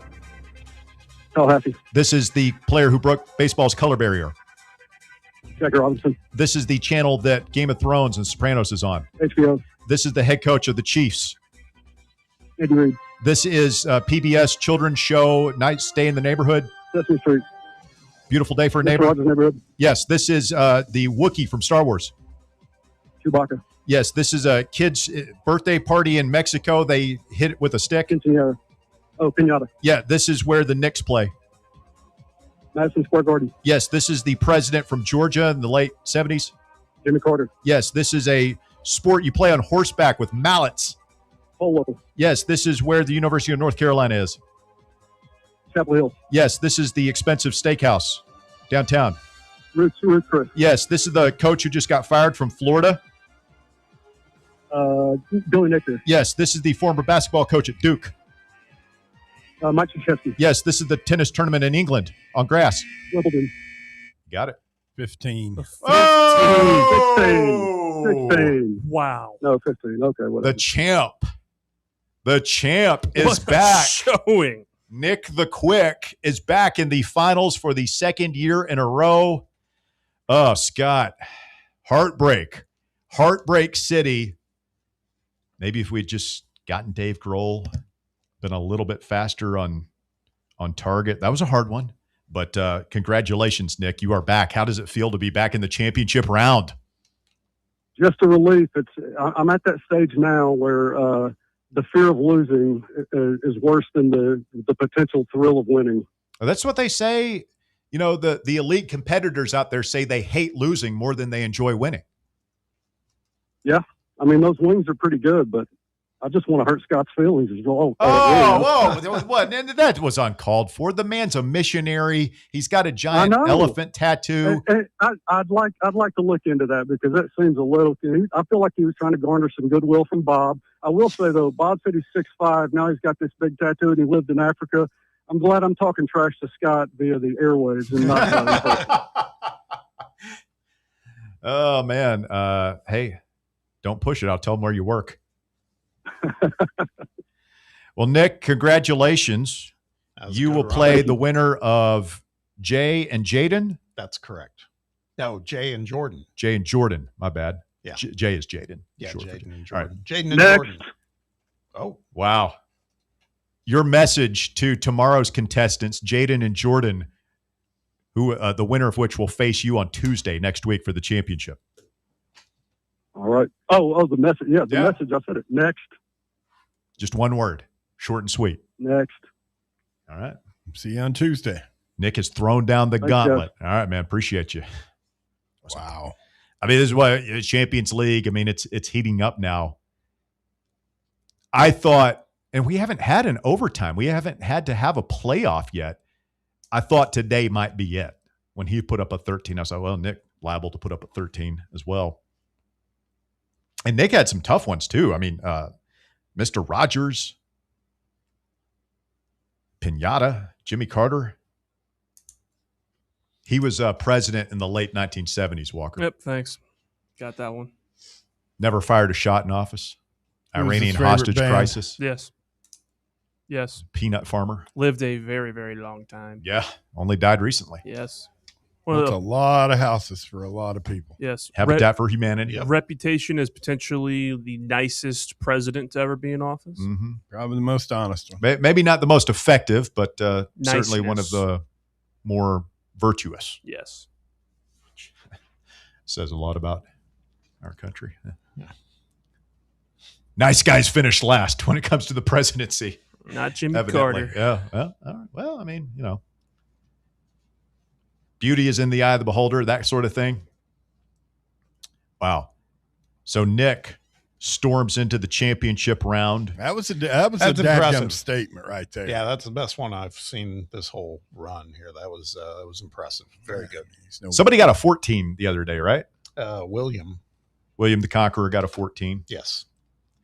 Yeah, so stick that in your pipe and smoke it, Will. Nick said, hey, last year wasn't a fluke. I mean, we'll see how tomorrow's goes, but that might have been the final right there. Well, that's very dismissive of Jaden and Jordan. I just think they're playing for second. I don't know. We'll see. I'll see if I'm proven wrong. I'm fine. I'll be excited if I am, because crazier things have happened, Bobo. Well, William the Conqueror won at least 2 years in a row, maybe more. And I mean, this would be a chance for Nick to seriously challenge William for the title of best to ever do it. Best Nothing. to ever do it. I just laid that out there for you. No, that's fine. Good for them. Who went on a tear before William? Who did William unseat? We had somebody who was like a 3-timer. I thought right before William. Is that Roberto? No. Scott's back on. He wants to chime in. Scott, sorry, bud. You gave it a ride. No, that's okay. Apparently I'm stuck on that 13. But, no, Nick, man, quick Nick Keith.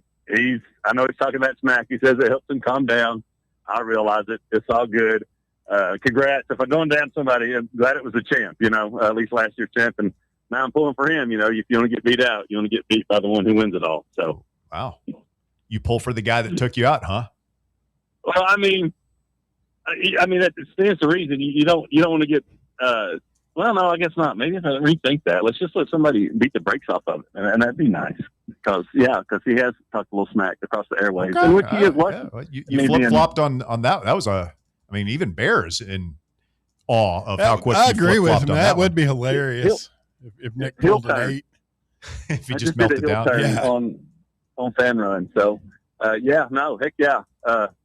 Who's he got? He's going against Jay or Jordan? Or tomorrow. That's right. Yeah. So Jay or Jordan, man, go get him. Let's shut Nick up finally. My goodness. We've Let's had a go year of get it, him. now going into second year. Let's just I couldn't do it, but maybe someone else can. I like it. All right, Scott, thanks for playing, man. Well done. Yeah, thank you, guys. It's a fun time. Appreciate all you do. See you, Scott. This game makes people crazy now. This game makes people wild, Bobby. It does. People get emotional. Unrational. Is that a word? Irrational. Irrational. Thank you, Walker. Unrational. So they teach English over there, just not history, huh? They teach history too. I just didn't pay attention. Obviously, you didn't pay attention. Okay. All right, man. Coming up, the shocking conclusion of the drive. Speak now, forever hold your peace. 865-966-3435, your phone number to get on board. 966-3435. Back to wrap things up right after this. The Drive. For the fans. By the fans. This is Fan Run Radio, Knoxville. What kind of day is it? It's a White Claw day. Grab a pack, grab your friends. Everything else in life can wait. Your friends shouldn't. Let's go. White Claw. Grab life by the claw. Please drink responsibly. Hard seltzer with flavors. White Claw Seltzer Works, Chicago, Illinois. Citizens National Bank. Kick off this football season with a CNB Plus Perks checking account. Move downfield with free online and mobile banking. And cross the goal line with extended evening hours and Saturday banking. Banking at CNB has its perks. Find out more at cnbtn.com. Citizens National Bank. Banking never felt so good. Member FDIC. Is your crawl space damp, musty, or showing signs of mold? Call S&D Crawl Space and Insulation. From crawl space encapsulation and mold remediation to waterproofing, insulation, and dehumidifiers, S&D helps protect your home from moisture and poor air quality. Serving Knoxville and surrounding areas. Call 865-602-0590. That's 865-602-0590. S&D Crawl Space and Insulation. Protecting your home from the ground up. Hi, I'm attorney Jerry R. Givens. When life throws you a curveball, you need an attorney who's ready to step up to the plate. From divorce and child custody to bankruptcy, criminal defense, DUI, and even more, I'm ready to help you fight for your rights and protect your interests. Give me a call today to schedule your free consultation. 865-801-9250. Again, that's 865-801-9250. Or visit my website, jrglawtn.com. That's jrglawtn.com. Ball fans, reimagine your home at Broadway Carpets and Flooring for any remodeling or building needs. With a variety of carpets, rugs, hardwood, vinyl, and stone, Broadway has all the flooring and installation options you're looking for, including pet-resistant products like Pet Perfect Carpet from Shaw Floors. Visit their showroom in downtown Knoxville or the location in West Knoxville located on Kingston Pike near Pellissippi Parkway today. Is your car ready for the road ahead? At Matlock Tire and Auto Service, they've got everything you need to keep you and your family safe on the road. Whether you need new tires, a quick oil change, or expert repairs, Matlock is your one-stop shop that keeps you moving safely. Matlock's certified technicians offer top-notch service for brakes, alignments, batteries, and more. Plus, they carry all the top tire brands, and they're the home of the world-famous price match guarantee. Bring in any competitor's ad, and they'll match the exact same tire for the exact same price. That's how Matlock Tire goes the extra mile for you. Convenient, reliable, affordable. Matlock Tire and Auto Service. Visit any of their 5 area locations in East Tennessee, in Farragut, Lenoir City, Maryville, Athens, and Hardin Valley. Find the location nearest you and schedule your appointment online today at matlocktireservice.com. Welcome to Axle Logistics, where excellence isn't just a goal, it's an energy. As a leading third-party logistics company, Axle is powered by an award-winning culture built on a work-hard, play-hard mentality. Here, the drive for success is contagious and hard work never goes unnoticed. Whether you're just starting out or looking to level up, Axle Logistics is the place to launch your career. Join us and take your ambition to the stars. To learn more, visit axlelogistics.com.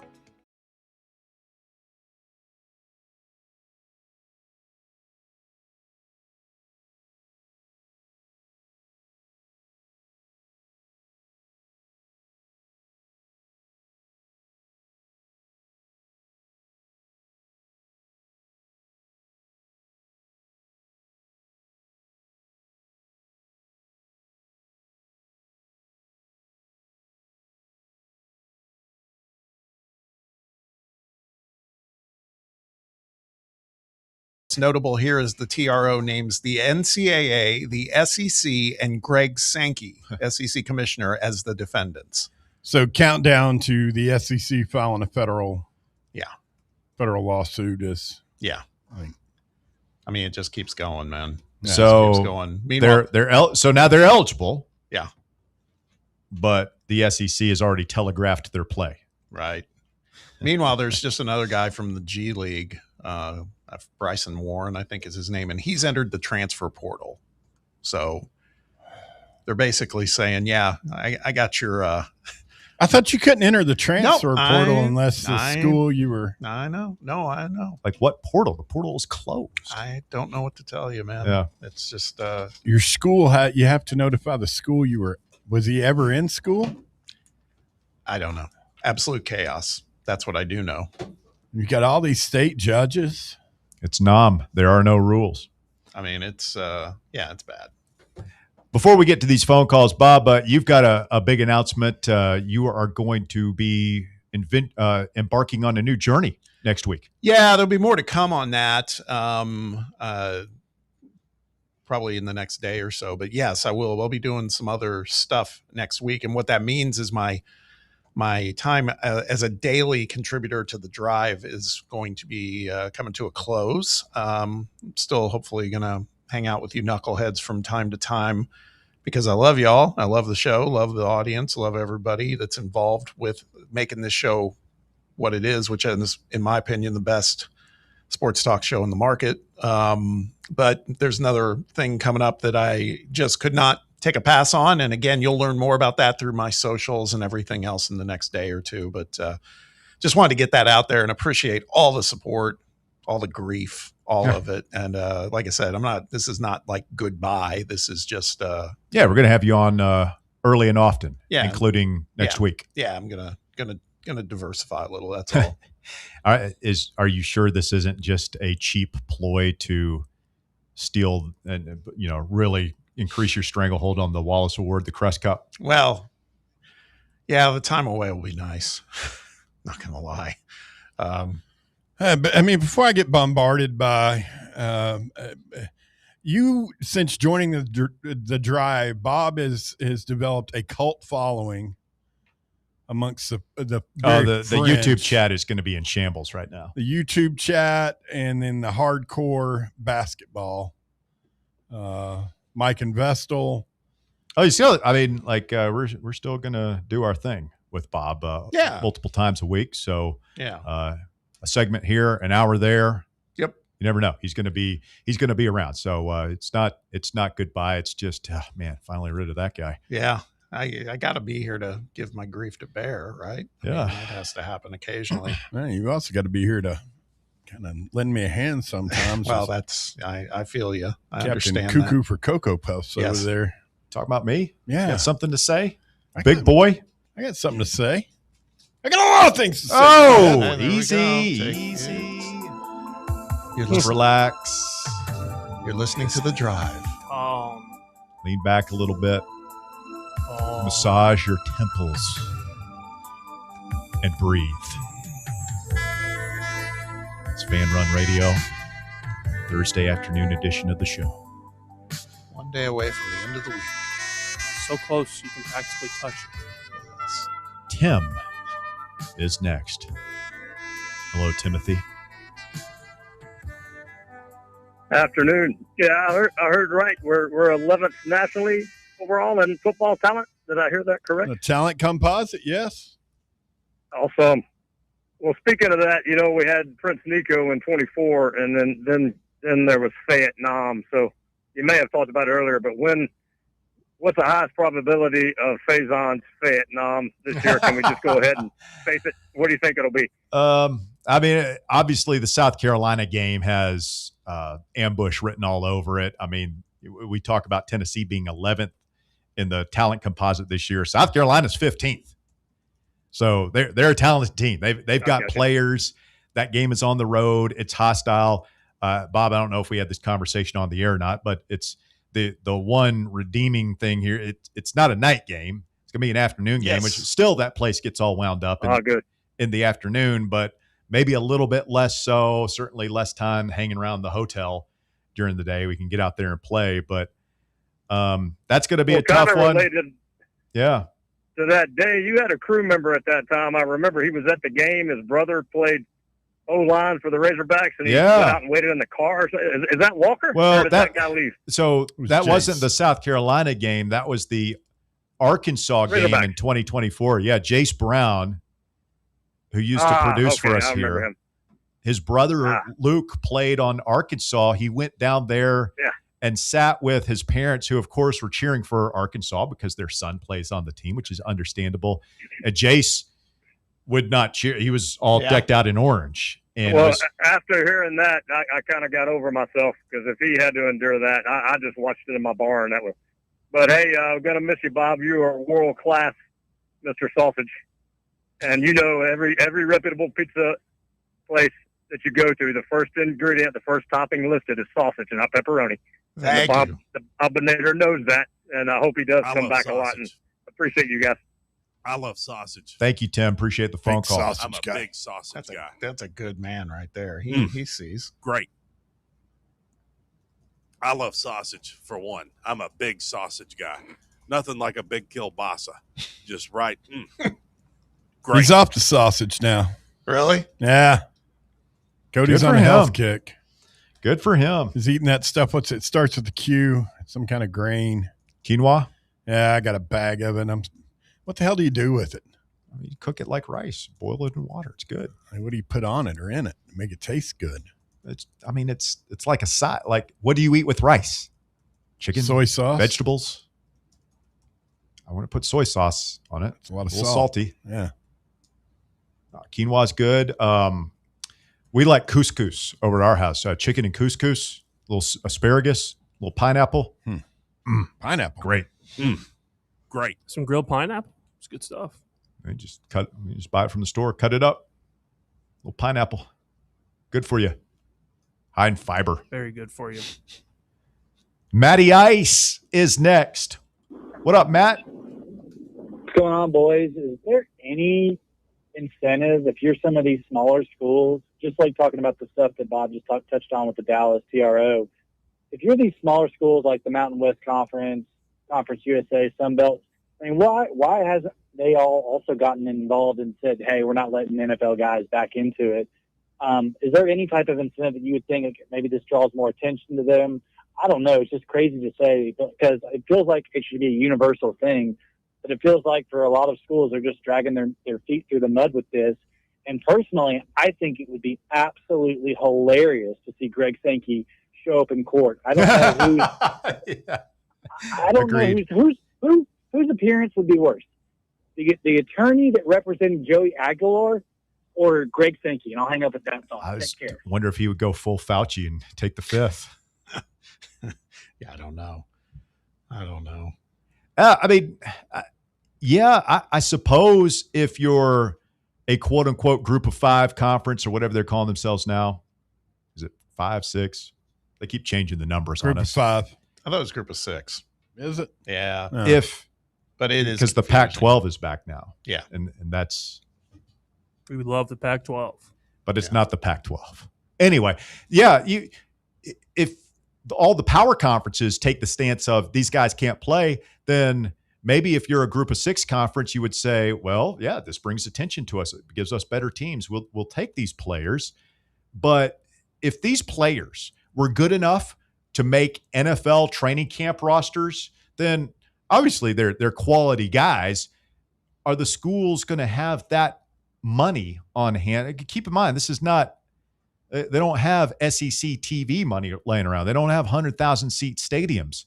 Can a school like Boise or Fresno or even a UNLV have enough money? Can they come up with $300,000-$400,000 drop of a hat to go and pay for a Daquan Wright or whoever might want to come? I don't know. I don't think they have that kind of money. No, I don't think so either. I do hope it's not, like we talked about earlier, is it just going to continue to drift further into the haves and the have-nots? It's easy for us to say we're one of the haves, but it's going to get tougher and tougher, man. And so it does come back to, sometimes we've talked about it in football too, is there the prospect of doing like a group of 6 playoff eventually? Yeah. Just do that.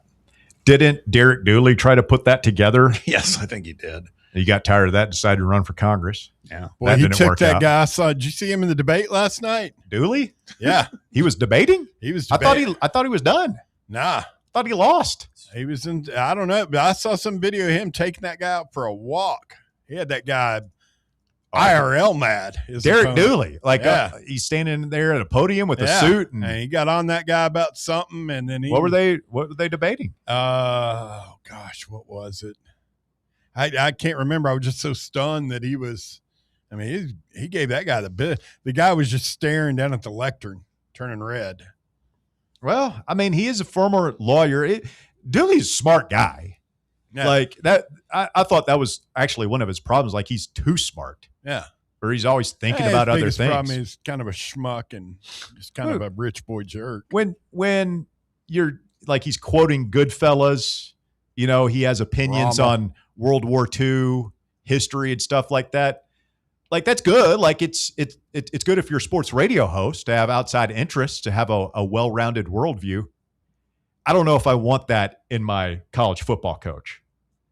You know what I'm saying? Like I want my coach to have. I was like what Saban said. Like I don't play golf. This is what I do. It's the only thing I care about. I want my coach. I don't want my coach watching movies or documentaries at home. I want him watching film. It's like Heupel gets a lot of grief for being boring, but like, what do you want? You want a stand-up comedian up there? Like Dooley's press conferences were better than Heupel's, but I'd rather see a guy actually win on the field. It's just me.